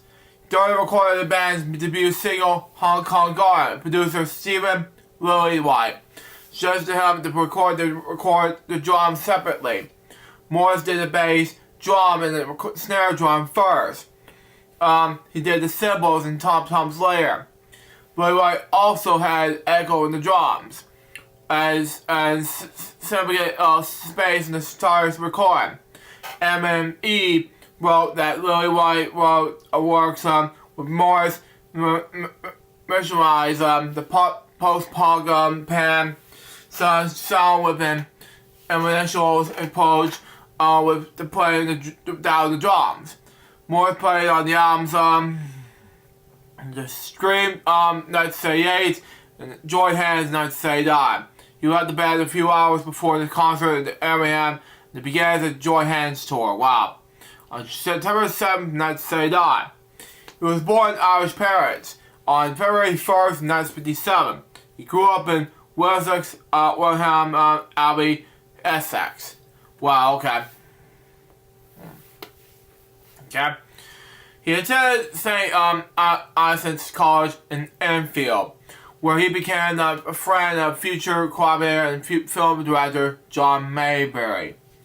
Morris attended Barnet College in London. He also studied arts and filmmaking in North East London. Sorry, thanks for that. He first talked with Solix for that, and the Bosses for that. September 1976. I've seen the first concert at 100 Club in London. He was attended Farwell School of Arts and Crafts for that, where he briefly joined the band with Flowers and Romance with Sid Vicious. After several months of rehearsals, they split up before playing at concerts together, recording nothing. He joined Celtics in the Besties in 1977 in January. After he played cymbal, less drumming on most of their songs. He already helped use cymbals and hi-hat. Morris did a lot of percussion overdubs from that on the band's The Scream. After winning the Besties, Morris worked as a drummer with Helen, Terry, and other musicians for live stage sets. He produced a 12-inch vinyl featuring two spoken words, performed by Dorothy LeMay, called The Fallen. Not My Maury, Testament the Augusty Warren. My Marvin was a film soundtrack co-composed with Murray and Lee Maury from French band Mark Zuckerberg. My Story was released at Genesis P. Reports from that Temple South Records. Let me scroll down. Morris also directed 5 short films, including Lemon Maury, Minor Ardent, the Taurus Grace, Mars and Summer House, and that's Mars and Summer House. Anyway. The films are all uploaded in his YouTube channel. In 1993, after living in London for 20 years, Morris removed an Ireland with the BA Honors degree in the Fine Arts. Held several teaching posts. He ran an art gallery, Canard Town in the late 90s. He painted and drew the sold his work online on BA's Facebook page, official site. He studied in Cork, Ireland, where he practiced and taught art. In January 2021, he revealed an interview that he had written in his memoir. Book is scheduled publication for 2026. In 2024 of March, there's an application of his artworks in Dublin. The art show was titled "A Bed She Left Wearing." He died in January 2026, which is this month. He was 68 years old. The next step is to do with Scott Adams. Born Scott Raymond Adams. He was an American cartoonist, author, and conservative commentator. He was the creator of Dilbert, comic strip, and non-fiction works for business, self-improvement, commentary, and satire. He worked in various cooperative roles before he became a full-time cartoonist in 1995. By the mid-1990s, Dilbert created 1989 and became national prominence in the United States and became the reach of worldwide audiences, something like that. Remained popular throughout the following decades and spawned several books written by Adams. In the mid-2010s, Adams encouraged an independent commentator on events and politics. He wrote several ways about the social and psychological landscape on white-collar workers, corporations. In addition, Adams wrote books in various other areas, including patterns like social novels, some of that, God's Debris, books on political and management topics, including Loserfake. In February 2023, Dilbert was dropped by numerous newspapers and distributor Andrews McKeel syndication. Adams made racial comments about his Real Coffee YouTube channel. With defended as hybrid ball, he relaunched a webcomic on his local website 1 month later and continued to be active on social media. He died this year, January 23rd. He was 68 years old, prostate cancer. Okay? I'm not going to read the whole history, but anyway. The next step, Thomas was Cheryl Burnett. Born, Cecile, occasionally, born Cecile, Parsley. She was best known as English actress and singer who appeared in film, television, and radio. The career span over 50 years. Born Marylebone, District of London on March 30th of 1931. Her parents was Italian descent, something like that. She began her television career in 1955, and she was popular and appeared as herself from 1968 in multiple UK television shows, while she appeared in comedy roles. She was a regular sidekick to many stars, including Dick Emery, something like that, and Leslie Calder. She appeared as herself in many television productions. She is remembered as one of the regular practical jokers in the UK version of Candid Camera. Very pretty, she usually wore hair up and increased her height. Competitive singer, she's regular on variety shows such as The Good Old Days, the Black and White Mystery Show. Appear on the variety performance such as show in the 1970. Okay, in addition to her film and television roles, Burnett was a regular performer at the Players' Feared Covent Garden. In a role variety performance, she was introduced by Leslie Calder as Russian Fair, the Barria Najwa Muka, something like that, and formed the dance of Sugar Plum Fairy. We called her play ballet cricketer Frame Chamu, something I pronounced the last name, sorry. Her final film role was in Driving Abu in 2009. Inspired 1961 role, Guy's Dorcas. Her final TV role was in Hotel Trouble and appeared in every episode from 2008 to 2011, as well as term hotel resident later career Mrs. Poshington. She lived in North London. She died on January 12, 2026. She was 94 years old. Last step, top actor of Marcus Gilbert. Born that name, he was a British actor. Began in 1981, 84, something like that, something like that. He appeared in films including The Massive Death in 1984, Biggies in 1986, Hazards and Hearts in 1987, Rainbow Free in 1988, Ghost of Monte Carlo in 1999, Army of Darkness in 1992, Legacy 1993, Freebird 2008. On television, included Doctor Who and Battlefield in 1989, an episode of Mercy Road in 1994, and commercials. And he also worked in The Fear, including playing the young Vicious category. Arthur Worley's An Ideal Husband, the Middle God Fear comedy on the national tour in 2000. He was born in Bristol, England on July 29, 1958. After graduating the Moscow Theatre School in 1981, Gilbert became a founder member of the original Odyssey Theatre company, something like that. Touring London schools with production of these company classes.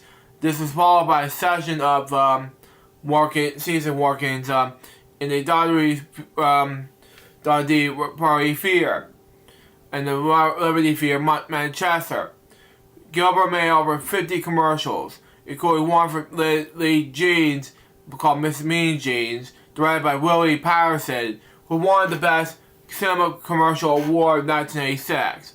He also ran his own film production company, Touch the Sky Productions. And in 2004, while making a documentary about his climbing Mount Kilimanjaro, he visited the Arts and Christian Trust in Tanzania for an appeal for the trust. He married a doctor named Albert Gilbert, who will have 2 children. His wife of 28 years died in 2020. He died January 11, 2026, after a long battle with throat cancer. He was 67 years old. Now let's do a more science in regards to not 1, not 2, but 4 depth topics right now.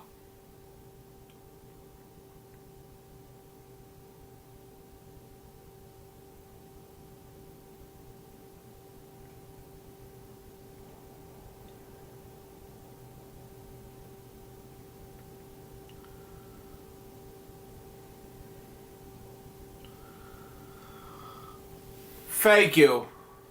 See what happens in these depth topics for the entire, let's say, for final episode of Belgian Friday. So recipes these 4 people. Now let's go on the last news for Belgian Friday's series, and that is Megadeth Behind the Mask.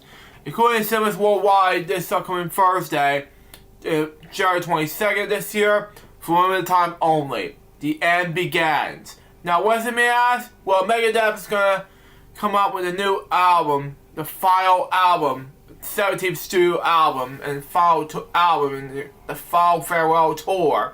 And here's what happened, okay? I'm not gonna show the tickets, but we're gonna show you not the official trailer due to copyright reasons, but I'm gonna show you the merch right now, okay? This is what it looks like. The picture disc is gonna pre-order now. The Behind the Mask is $30, and the poster is $40. So what you're about to see is everything you're about to see right now is no, hang on, censor that out. Okay, what you're about to see is these 3 things. Pre-order today. You don't miss all of these 3 things. So there you go. And with that in mind, that's all the news for this series. Let's move on to game segments now. It's the last time of game series for this series, and we're going to start with Pat Do Game Stuff. Here we go. It's the last time we're doing Pat Do Game Stuff for the series. Here we go. 100, 100, not quite. Almost there. 1,050. 1,050. Done. Good job. Final for Beat the Devil. Perfect. And let's do Blockbusters $5,000 Gold Rush. Here we go. $5,000.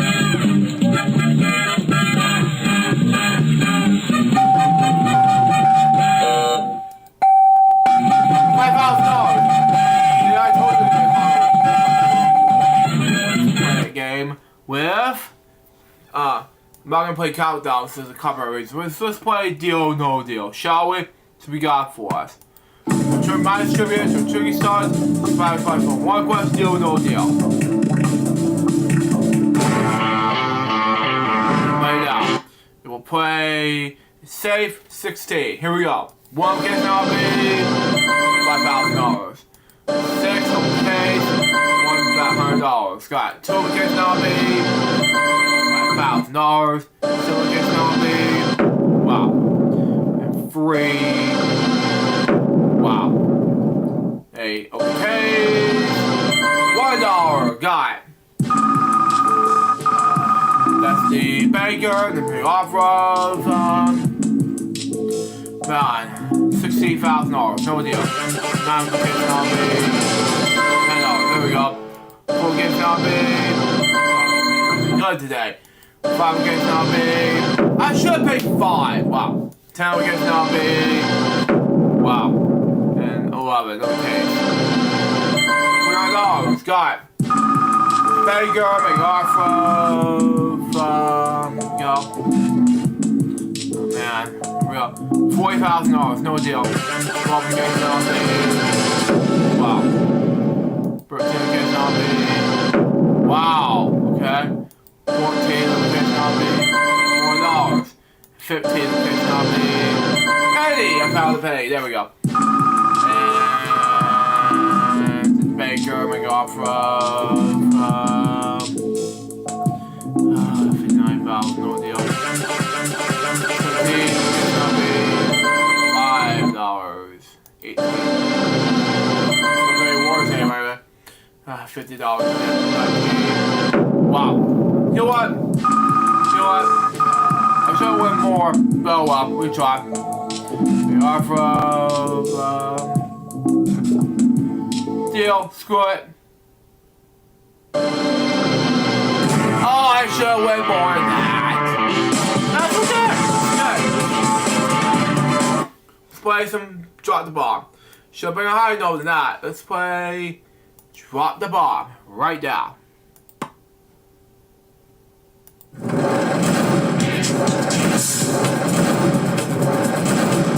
And 3 questions for $7. Oh man, Coca-Cola, no idea. I see, okay. Travel, 4 questions, $4. Let's go, no idea. Got it. I know, let's go. Oh, okay, that's fine. Science, 4 questions, $4. Technology, no idea. It's okay, $4, not bad. Let's go ahead and scroll down some more and play Jerry Quiz game. Not bad. Oh man, it's not good. Yeah, no idea. I'm correct, there we go. Yeah, now it's Jerry.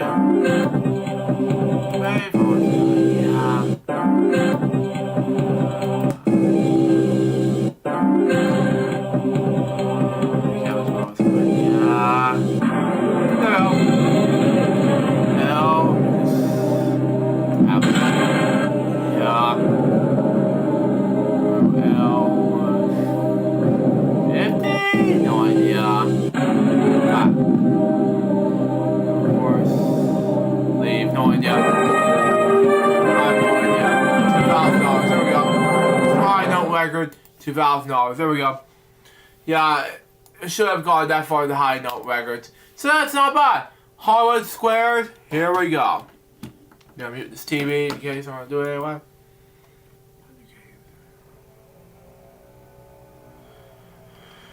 Perfect! Play, and here we go.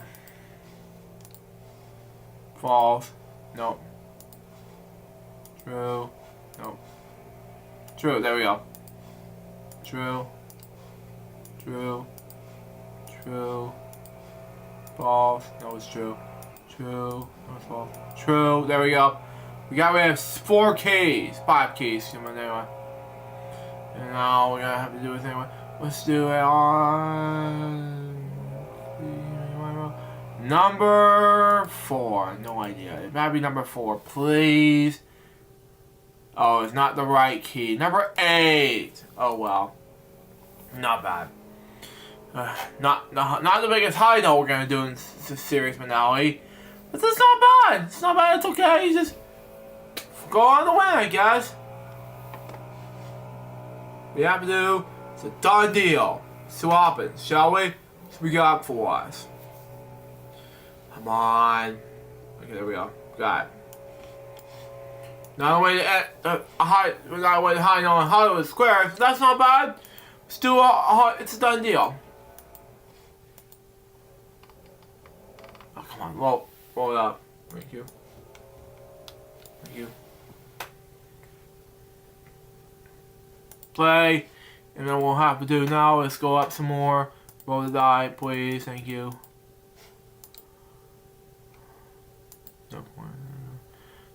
Nope. No. Oh, there's no points. Oh well. Oh man. I don't know how this game works. Higher, lower, lower. No, okay, lower. That's good. Maybe card number 3. Maybe not. Card number 3. Maybe lose out. Not lose out the point. Lose out the points. Oh well. Oh well. Not high note, but oh well. That's not bad. Oh well. Oh my god. Now let's play some Light Speed 2. Oh.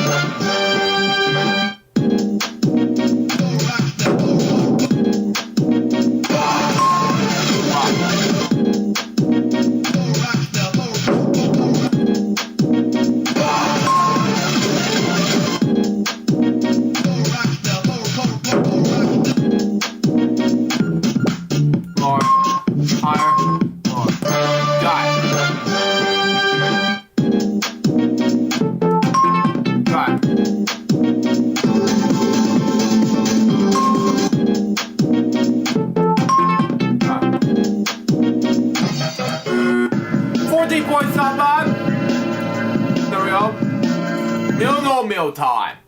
See, we're gonna get the high note from here, but it's okay. On deal, no deal parts, but you know, that's not bad.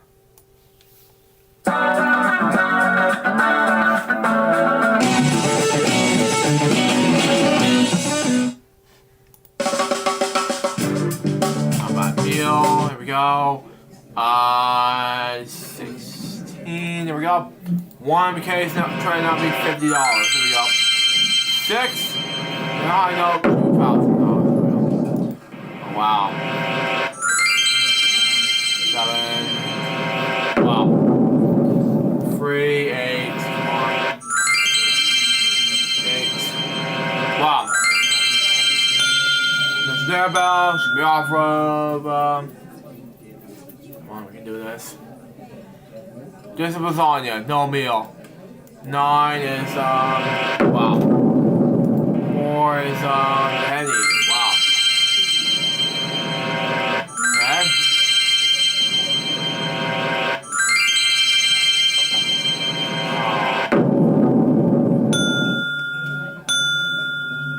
Okay, that's the their bell. Should be off of oh man, grocery bun gross. No meal.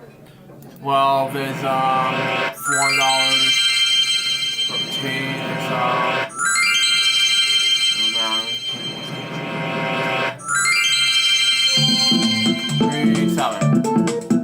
oh yeah! There we go. That'll do it. 15. Wow. That's their bell. Should be off of Nashua Boo. No meal. Here we go. 17. $1. Wow. 18. Wow, okay. 19. Wow, okay. That's the dinner bell. Should be off of, it better be on something else to do anyway. But now she'll boo again. No meal. Here we go. It goes down. 20. $200. There we go. 21. Come on. $10. There we go. There we get some of the high note here. That's dinner bell. Should be off of, Golden Peaches. No meal. Here we go. 22. I should pay 22. Wow. Wow. That's dinner bell. Should be off of, it better not be something that go down. It went down. Wow. Okay. No meal. It better not be down. Dinner bell. Should be off of, I have to do something. No meal. Come on. 525 down. Come on. Oh, there we go. No meal. 24. Oh, you know what? You know what? Yeah. Very naughty. You know, let's just go ahead and say meal. Screw it. Screw it. Fingers crossed. $5. It's okay. You're very smart. Let's go ahead and play some Here we go.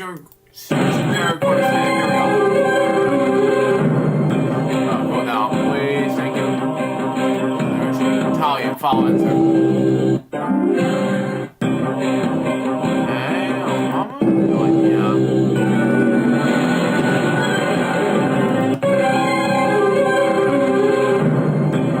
Let's try again. Compare, influencer.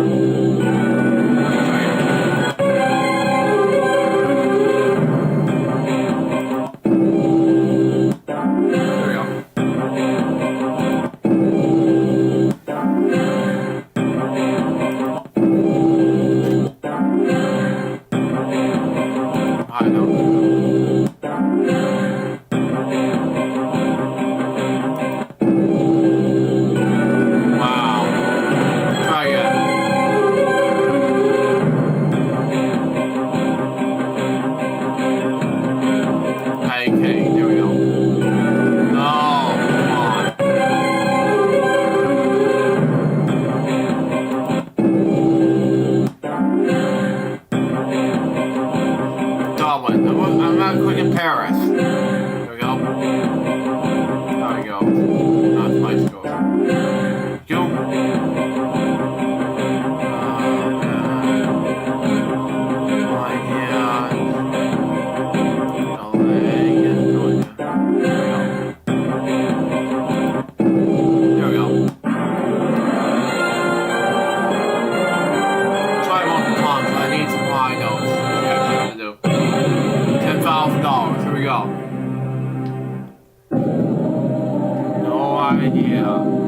Ask the audience, please. You can agree based on the policy.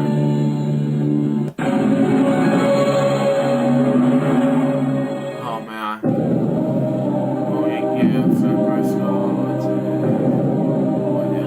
I have no idea. I'm gonna say orange. Okay, $5,000 it is. You know, take your pick time. Here we go. The TV volume, so we're gonna get this out of the way and take a pick right now. Jackpot starts at $25,000 and starts at 13. No victim. Okay. Went behind number 12. $40,000. One. No, it's not there. Knew it. 25 of the win. $45,000. 14. No. I knew it. We got win behind number 2, $45,000. Number 10, no. I knew it. Win behind number 3, $50,000. 1. And we got win behind number 2 again, $60,000. 9, no. It's not there. Lose, I knew it. 15 on the win.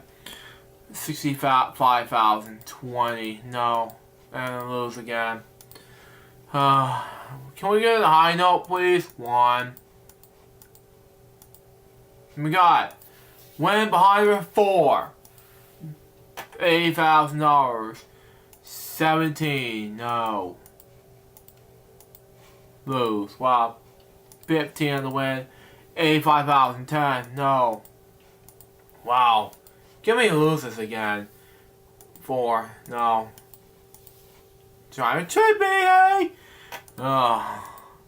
$100,000. 1. Nope. Not there. Okay. $105,000.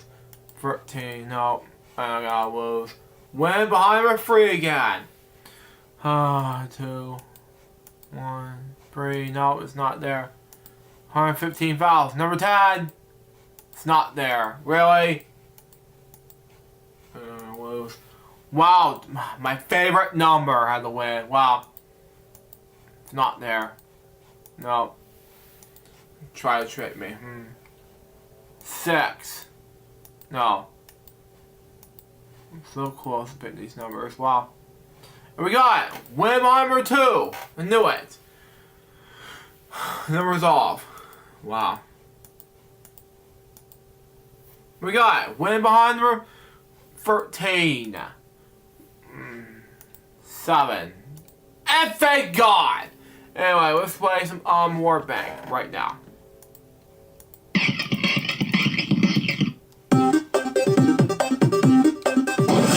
Wow.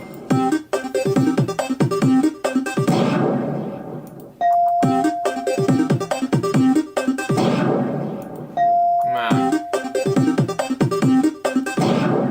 Joy.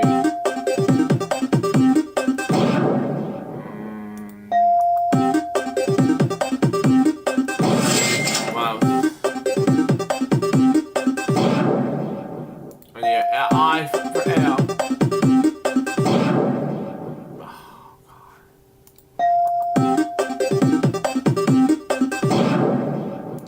Oh, that's burr. Fall. Is it? Gorgeous!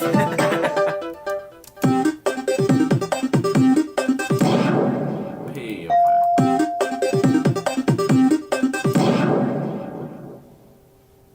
Nope.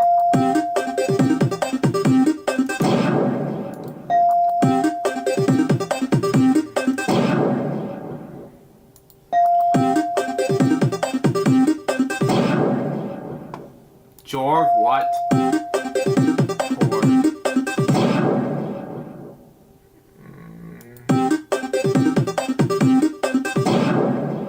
What? Jorg? What? No, that's not a word. That's not even close to a word. Go on, next. Next.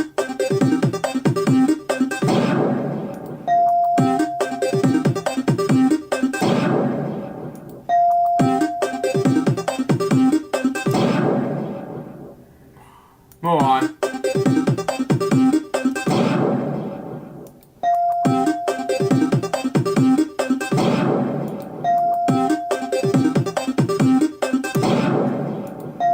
Lord? I don't think so. I don't think so, Warren. Well, yes! Yes! There we go.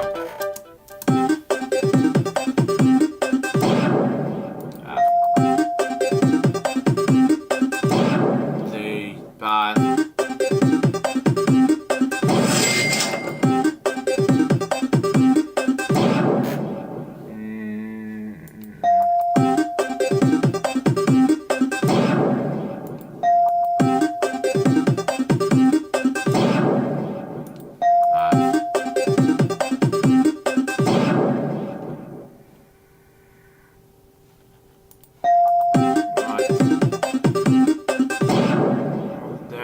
What? Lafo? Lafo? What? No, I don't think so.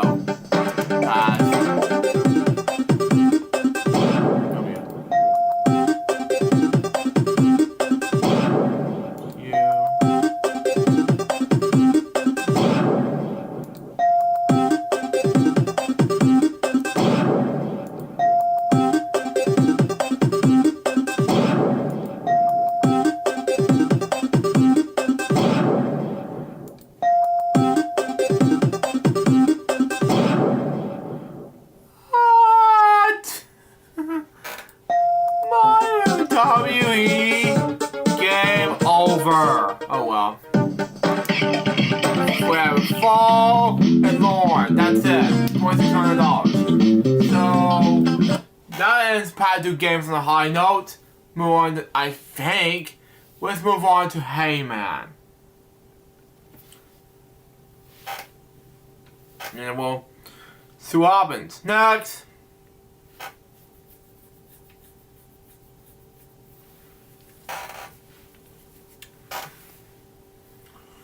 Oh, man. There we go.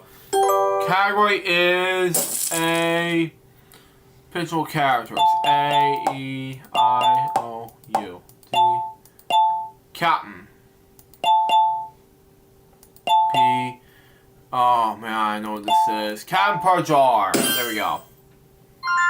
Category is Ian Drake. E-A-I-O-U. D. Tuna fish. Tuna fish is it? Okay. Tuna fish. That's it. Category is praises. A-E-I-O-U. T. Okay. I know the only words I know is out of. It's not it. Off of. Okay. V-H. Handle. Fly up the handle. That's it. Okay.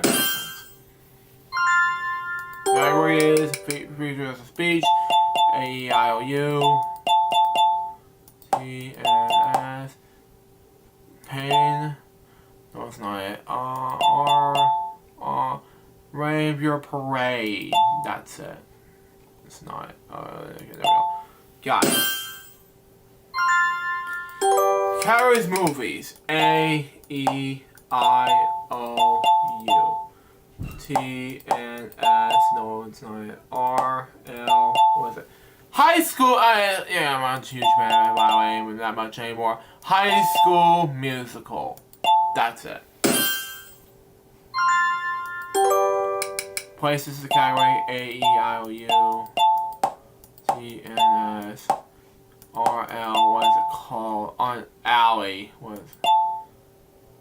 Station alley. C. No idea. H. What is it called? D. Okay, I don't know what this is. Damon Alley? I don't know. Dejan Alley! I misspelled it wrong with a G. Move on. Word search. I'll move on to more word and word search, and then we'll move on to Pat Do Game stuff, and then we'll wrap things up with OBMU, and then we'll sign off for the show. Series show. We'll play a game. We'll see. This is a lot. The weekend celebrations earlier. Paper. And man, the Barbier. Yeah, be Barbier. Oh man, be Barbier. Be Bear. That's not it. I don't know. Defy. Okay, makes sense. Remember? Buyer. Oh man, I can't read that. Refer. Okay, makes sense. Oh man, I can't make sense. Da. I don't know what I'm doing. So yeah, it's like. Okay. Look at the words. Solos. Solos. There we go. That's not a word. Oh, DVD. Yeah, Abdul Civic.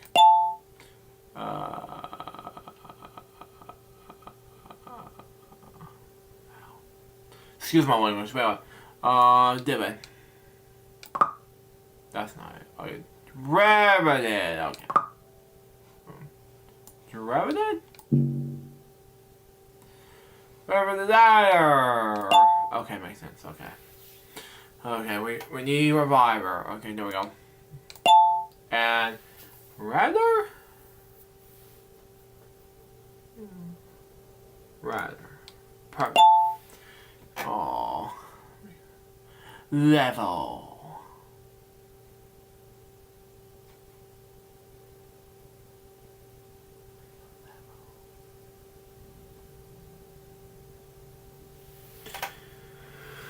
Oh man. Where's the V go? I'll get there.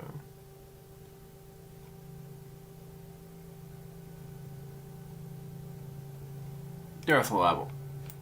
And I need Layar and Radar, come on. Radar.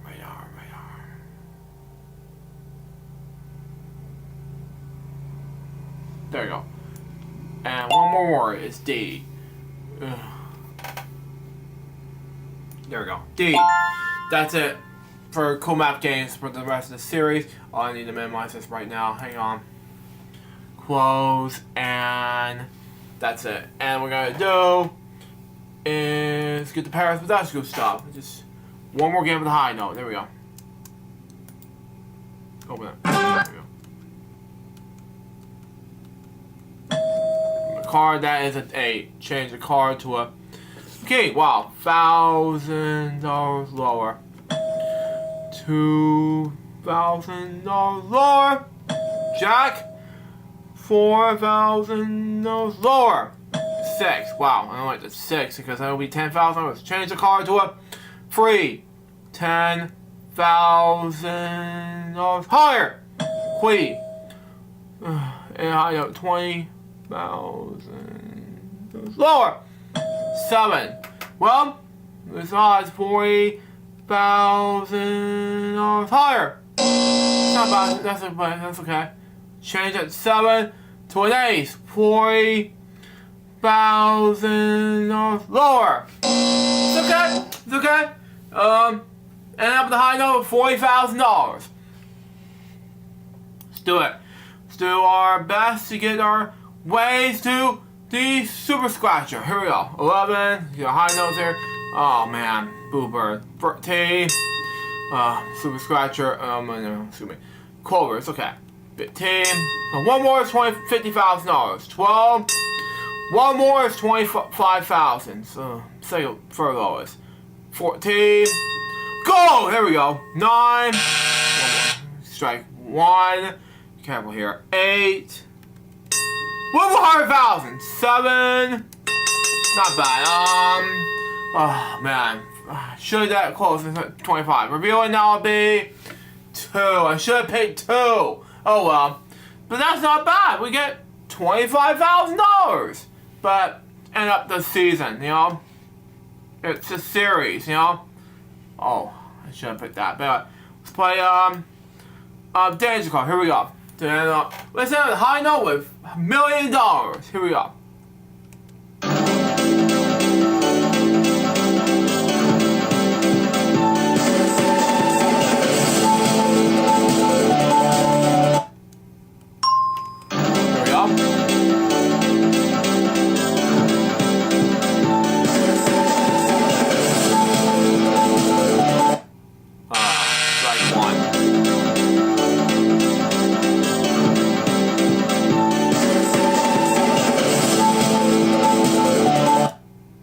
Strike 2. Oh well. One more is game over.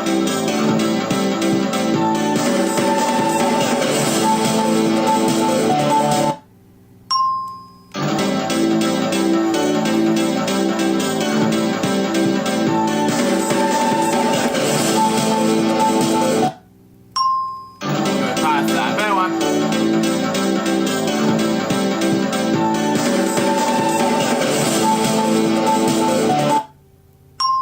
There we go. Got $9.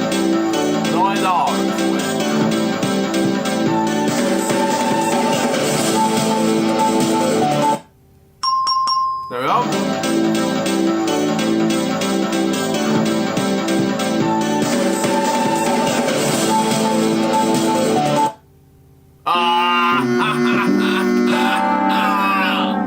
Man, that ain't on the high note, but well, we tried it. That's okay. It's okay. Let's do home stretch. Pick 2. Not bad. 35,000. 1. It's oh, man, I should have picked it. Anyway, 7. It's another yellow. Okay. 2. Blue. Not bad. 8. Another blue. Not bad. 3. Another. It's a red. Okay, not bad. 9. One more is $35,000. 4. Okay, one more. It's $25,000. 10. One more is oh, okay. It's not one more thing. It's a red. Not bad. 5. One more than that competition. It'll be either 10,000, 75,000, or 25,000. Anyway, 11. Okay, 75,000 it is. It's okay. We're gonna review it, and that'll be 6 out of $25,000, and $10,000 will be on the 12. It's not bad. Here we go. Let's do Boys Banana Challenge, but this time we need to end it with a high note with $500,000 grand prize. Can we do this? Can we do this? Let's find out. Here we go.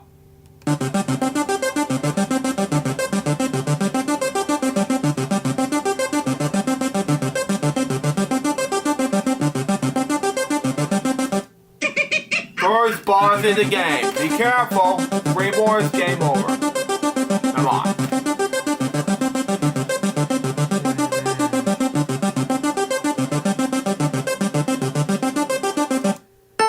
Wow, that was nice. There we go.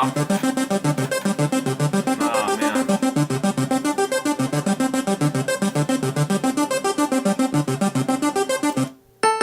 That was nice. Thank you.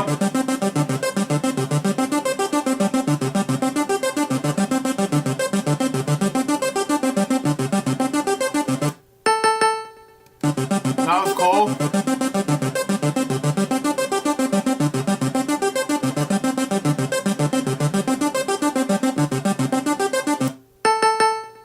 That was nice, okay.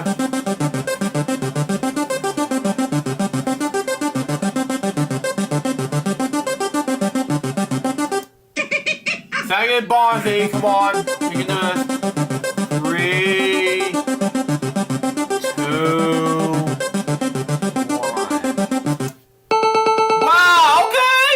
there we go.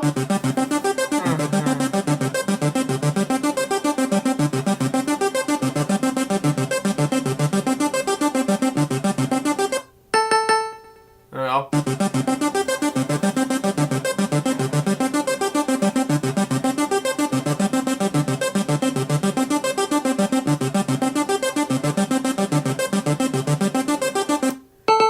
Wow, okay! Okay, here we go. Here we go. 3, 4, and then we'll wrap it up with $500,000 grand prize. Can we do this? And then we'll probably end it off with OBMU. We'll say some goodbyes. We'll find out. If not, then we'll do OBMU, and then we'll see what happens.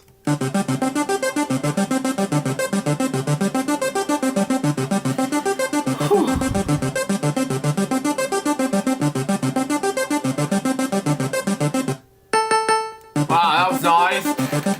Pretty nice. 3, 2, 1. Second Bonzi. One more. Bonzi. One more game over. Come on. Oh man. Come on.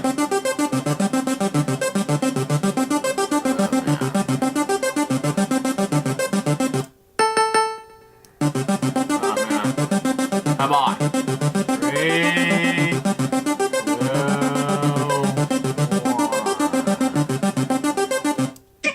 Oh, come on, man! I should have had it, but oh well, that's okay. Oh well, we're gonna wrap it up with OBMU anyway. Oh man, you lost. You'll never win the banana challenge because I'm number 1. Give me my bananas back. Well, it's not bad. It's not bad. I should have went all on my ways. I'm not gonna be too greedy, but it's okay. we're not going to be extra greedy. So, we're wrapping things up with OBMU Game 7s. We're going to just do, like, just about 3 games this episode, and we'll wrap up the show with a bang. And then we'll end off with a high note. This episode, we're only going to do 1 game. And this game, not doing easy mode. This episode is going to be, in this episode, we're just going to do something more easier. Very, very hard this episode. Can we do this for a level in this episode? Well, we're going to have to see. Very hard. Okay? For this final episode. So what happens? I know what's this. It's a pot. So hot. No idea. No pot? No, okay, now I don't know what it is. Sorry. Yeah. This game's cheated on me. I have an easy mode several times before, but man. I may have to do this in 1 this time. Okay, whatever. I may have to do this on 1. I think I know what this is. This is a cigarette.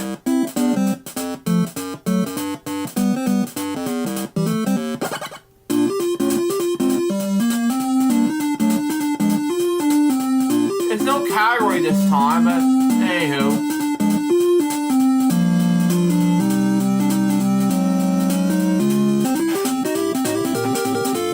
Not doing it anyway. Let's just move on. Because this episode is going to be very, very hard episode. So let's see what happens. I'm not very good at very, very hard category. Anyway, in this puzzle. So there you go. Let's just move on. I know what this is. Bell. This is easy. That would be very hard to cheat puzzles. Bell. Thank you. I know. Oh man, this is getting tougher every day. We're gonna do this high note. See what happens. Let's do blue. See what happens. And we'll do pink after this. See what happens. I think I know what this is now. It's door? Oh, it's a... What is this called? It's dynamite.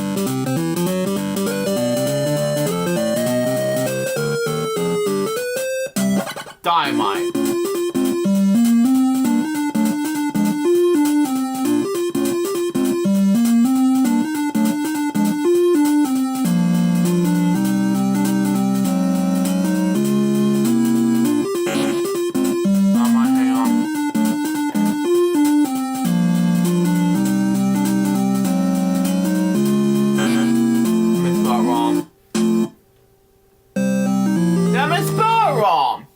Oh well, we tried. I misspelled dynamite wrong, I guess. We'll have to try that again. So let's move on to the next puzzle, you know? What is this called? I don't know what it is, but you know. I don't do outfit today, so why bother? Oh, the sword, okay.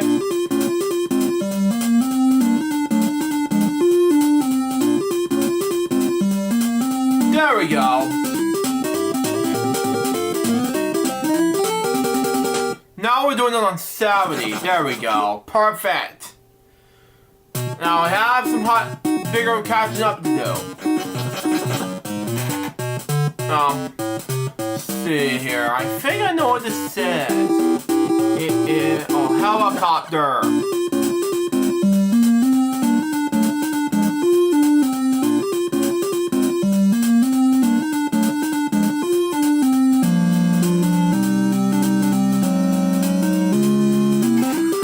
Oh man, it's hard to spell words, you know, like dynamite, whatever. I don't know. I have 8 points now. 11 or 10 points now. There we go. And now I have a square puzzle. So let's just see what happens, okay? The other puzzle category is a nothing. Just absolutely nothing. I think I know what this is. This is a vase. Oh, it's not a vase. This is not really a vase at all. I'm gonna go around for letter R. Okay, whatever. My favorite letter of the alphabet. But no. Next. If I play with several computer letters, what will still happen? This is tricky. I'm sorry, but anyway. I think we'll have to do it in the one. This is why easier. Oh, I know what this is now! This is a vacuum cleaner!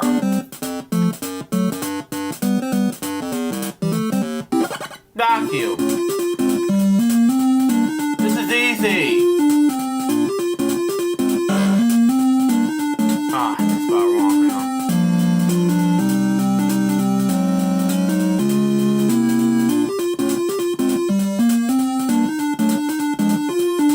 Try not to misspell. Be careful not to misspell wrong. We're out of time here. Got it! 5 seconds remain. Thank you. And have 120 points now. I don't need a boo. Okay, there we go. 120 points. Thank you. Oh man, what is this called? Again, I don't know. I know it's this Google! Hello! I have to do this again, really? I'm 30 points now.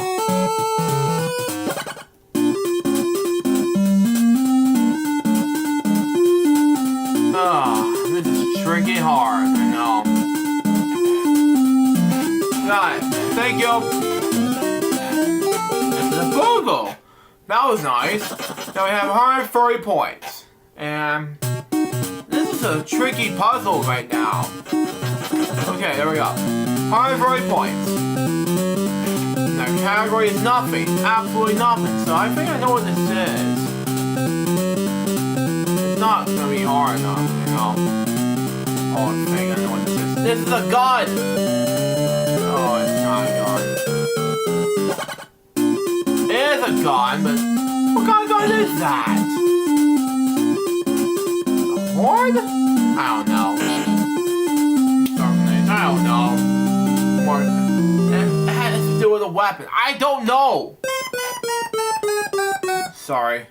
I'm sorry, but it's something I don't know. Anyway, let's move on.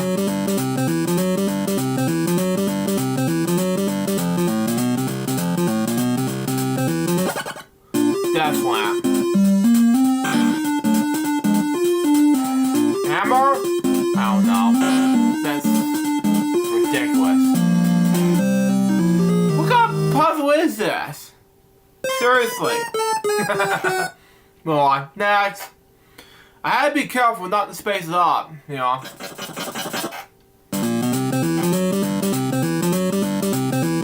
This is a ray. Hello? Oh man, what is this called? Oh, it's a sword. Do we have the sword again? I don't know.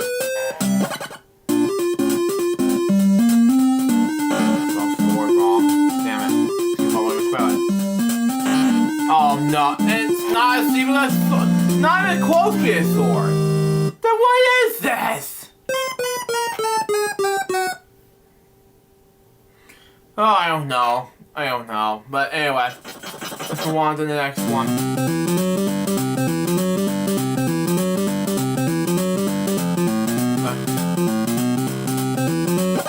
I don't know. Tell me. Kappa. I don't know what this is now. Let's say random letter P.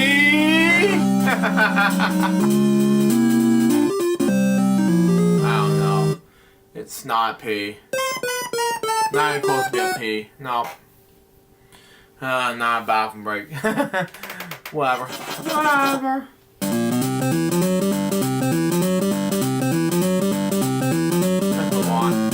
Oh, oh, you have to button the 1. Oh, I see what it's doing here.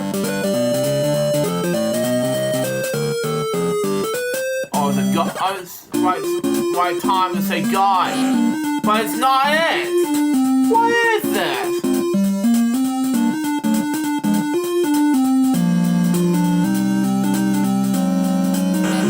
Who? No, it's not it.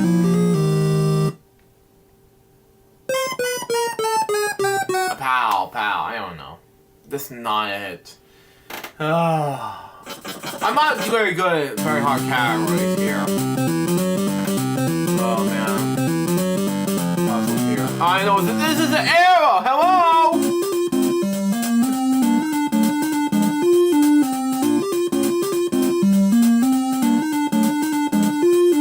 There we go. Done it! Yeah. Some of you don't recognize this puzzle. So here we go. Let's do our paint puzzle. It's a Henry time category. Here we go. No calories this time. Here we go. Oh no!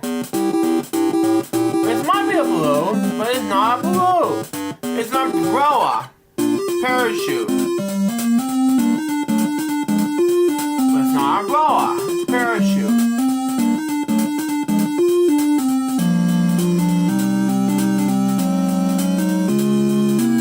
There we go, parachute.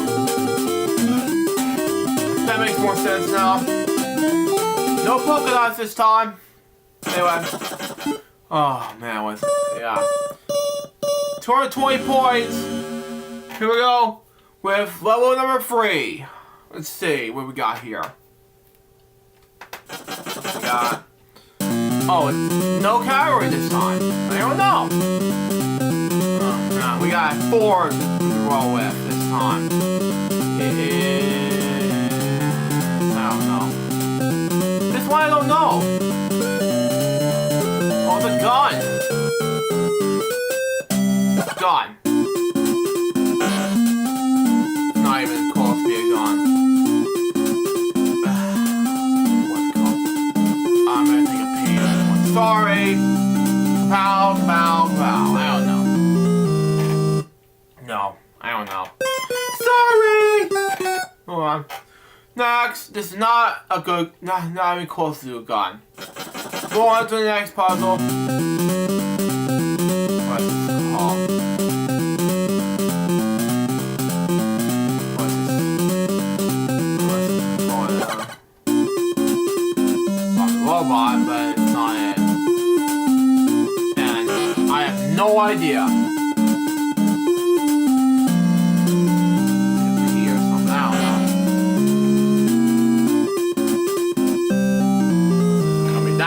But anyway, I gotta stay away from... Okay, whatever. But you know, that's just me. Next.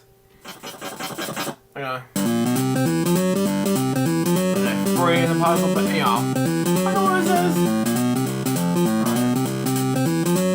And I think it's 3 on this one. Oh, I know what this is. It's a US cycle. Oh no, bicycle. Okay.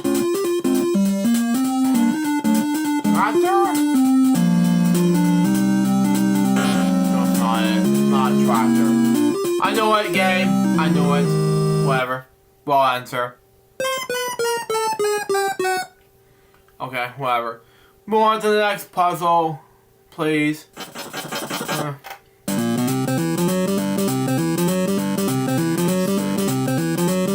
man, what is it called?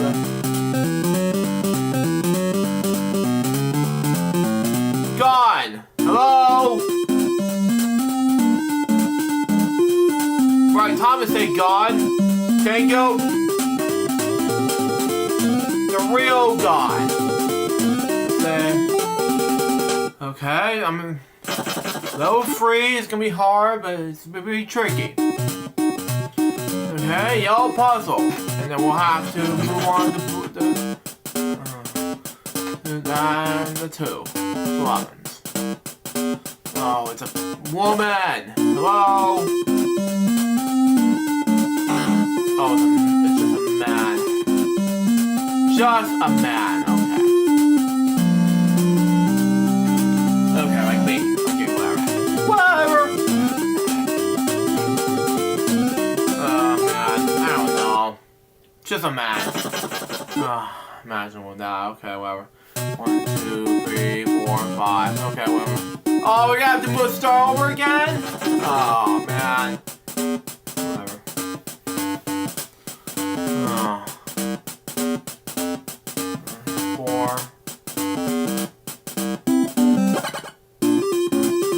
What's it called? Happy face? Happy. Okay. Happy. Okay. Well, that makes no sense. I don't know what to do. So, with the 4, whatever, I need to do something right here. 1, 2, 3, and stop. Thank you. Get to 2 more in the puzzle, and that's it. 3 more. There we go. No one's gonna call it this time. Anyway, let's see here. Okay, 2, and that's it. Bicycle? I don't know. Not it. Test wheels. See if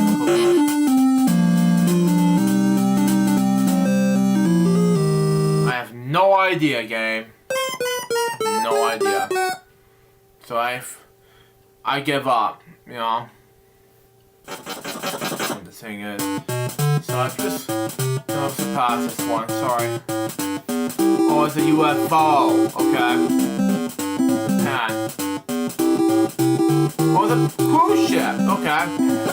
Like, my good friend, oh, it's a ship. Just a ship, whatever. Whatever. My good friend Craig St. Clair's gonna get you for this SH Ready Nat. I'll get you! Especially Craig. If you watch this, Craig, it's for you, buddy. I don't know. It's been on Cruise Ship Studios. I don't know.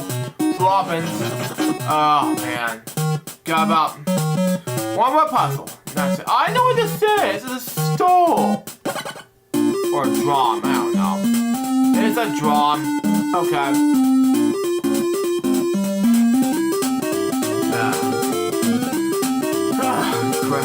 Oh, man. Greg's watching this. I have no idea what to say next. But anyway, we got time for 1 more level, and then we're done. Okay. 370 points. I'm not going to say take away the shoes, because we have 1 level left. So, in order to do 1 level, so that is the hard way to do this. So let's do this, but this time we're going to have to, it's going to be a spacey level. So let's just do it anyway. But all you have left is just take away this level into 1 space. So stay away from what's going on and just go ahead and do it, and just all you have left to do is space it 3 times and just space it on 3 times there. And then space 1 3 times there. That'll be easier. Let's just continue.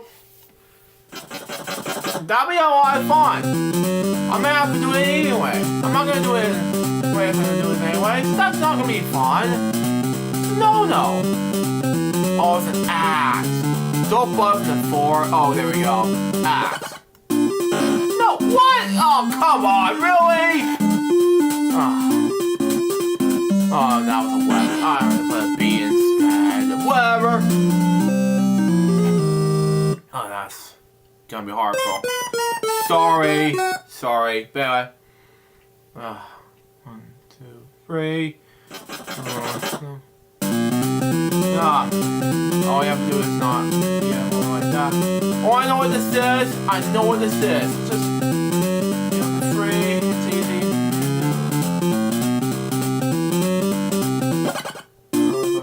Submarine! Hello! Oh, it's not a submarine? What? Come on, really? It's to a submarine, but... B. Left.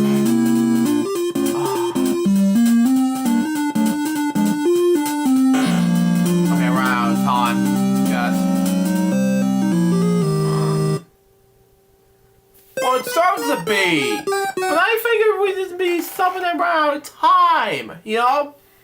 Guess we'll have to do anyway, guys. Anyway. Fake? Might be it. I have to do easy mode. Not doing anyway. I don't know. I don't know. Anyway. Axe? No, it's not it. I think I'm starting to be. It's not it. No. It's not it either. So I'm just skipping it anyway. So do. Move on. Next. Okay. Oh man, what's this called? Oh, the goalpost! That was it! This time around, okay, goalpost, there we go. Just a post, really? Oh well. View post? Hurry up! Oh my god, really? That's not a slingshot! Oh well. That's just not cool anyway. Anyway. Oh, it's so time for bomb! Okay. Maybe someone will do. Bomb, there we go.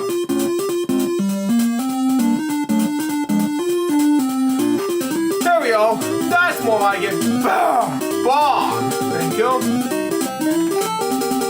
Need that puzzle. No more. 1, 2, 3.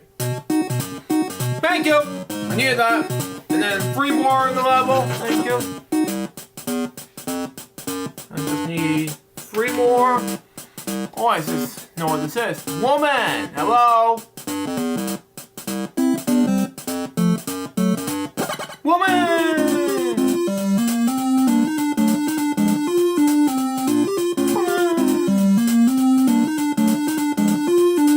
There we go. Got it! I have to be careful not to go do things like that. But anyway, dash. Anyway. There we go. Got it. One more free. That's it. Oh my god. Oh man. What if I gotta know what this is? This is a wagon, you know? This is it. Oh no. It's a train, okay.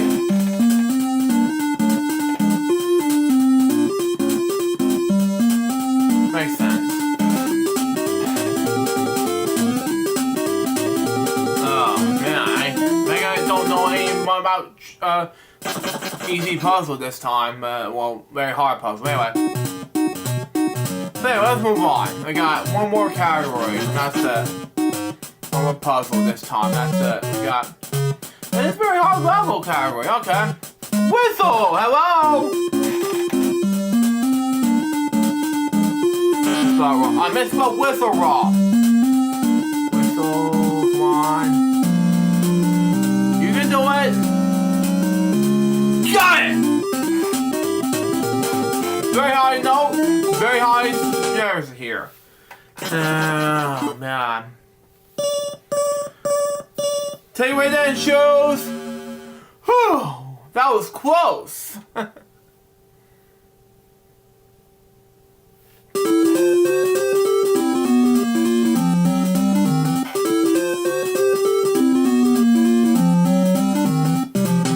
Fake and shows, and oh my god, what a game. What a game. You know what? I'm not gonna play any more games besides these games that haven't been done. So we're gonna figure this out here, but for now, yeah, that's all the game segments we're gonna do today. But for now, that's what I'm gonna be doing. But anyway, that's it for this edition for Elgin Prize. But before we go, let's just take some time to say thank you for everything we've done in the past 12 years we have done for LJ Fridays. This has been a long ride. We have done with some ups and downs in the past 12 years for LJ Fridays, and let me say one thing. It has been a huge time, a very huge time we have done with LJ Fridays. And Billy was my main co-host for LJ Fridays. I'd like to thank him for being an absolute good sport, and he did a great job for the past 12 seasons for LJ Fridays. And I wish him to I'm still going to have him as my colleague for LJ colleague, but he's still going to remains for LJ/Qual. And for Remix Palm, for the past 12 seasons, he's been on and off being the part of creative consultant for LJ/Qual content, for LJ Fridays. So I'd like to thank him to be part of LJ Fridays team, and so on. And the rest of you guys, I'd like to thank you all for participating, for being part of LJ Fridays. From Josh, who is part of Spraycast with me, and Dave St. Dennis, who is our announcer for the past 12, from 6th season to around 9 to 12. Thank you for participating, being part of the announcer team. We wish you all the very best of luck, being part of the Network 3000 team, and still going to the 3000 Hangouts, and we wish you the very best of luck. Good luck, David. And so I'll be on board for the Elton team, but the rest of you, all of you, good luck. And I'll still continue on for Elton,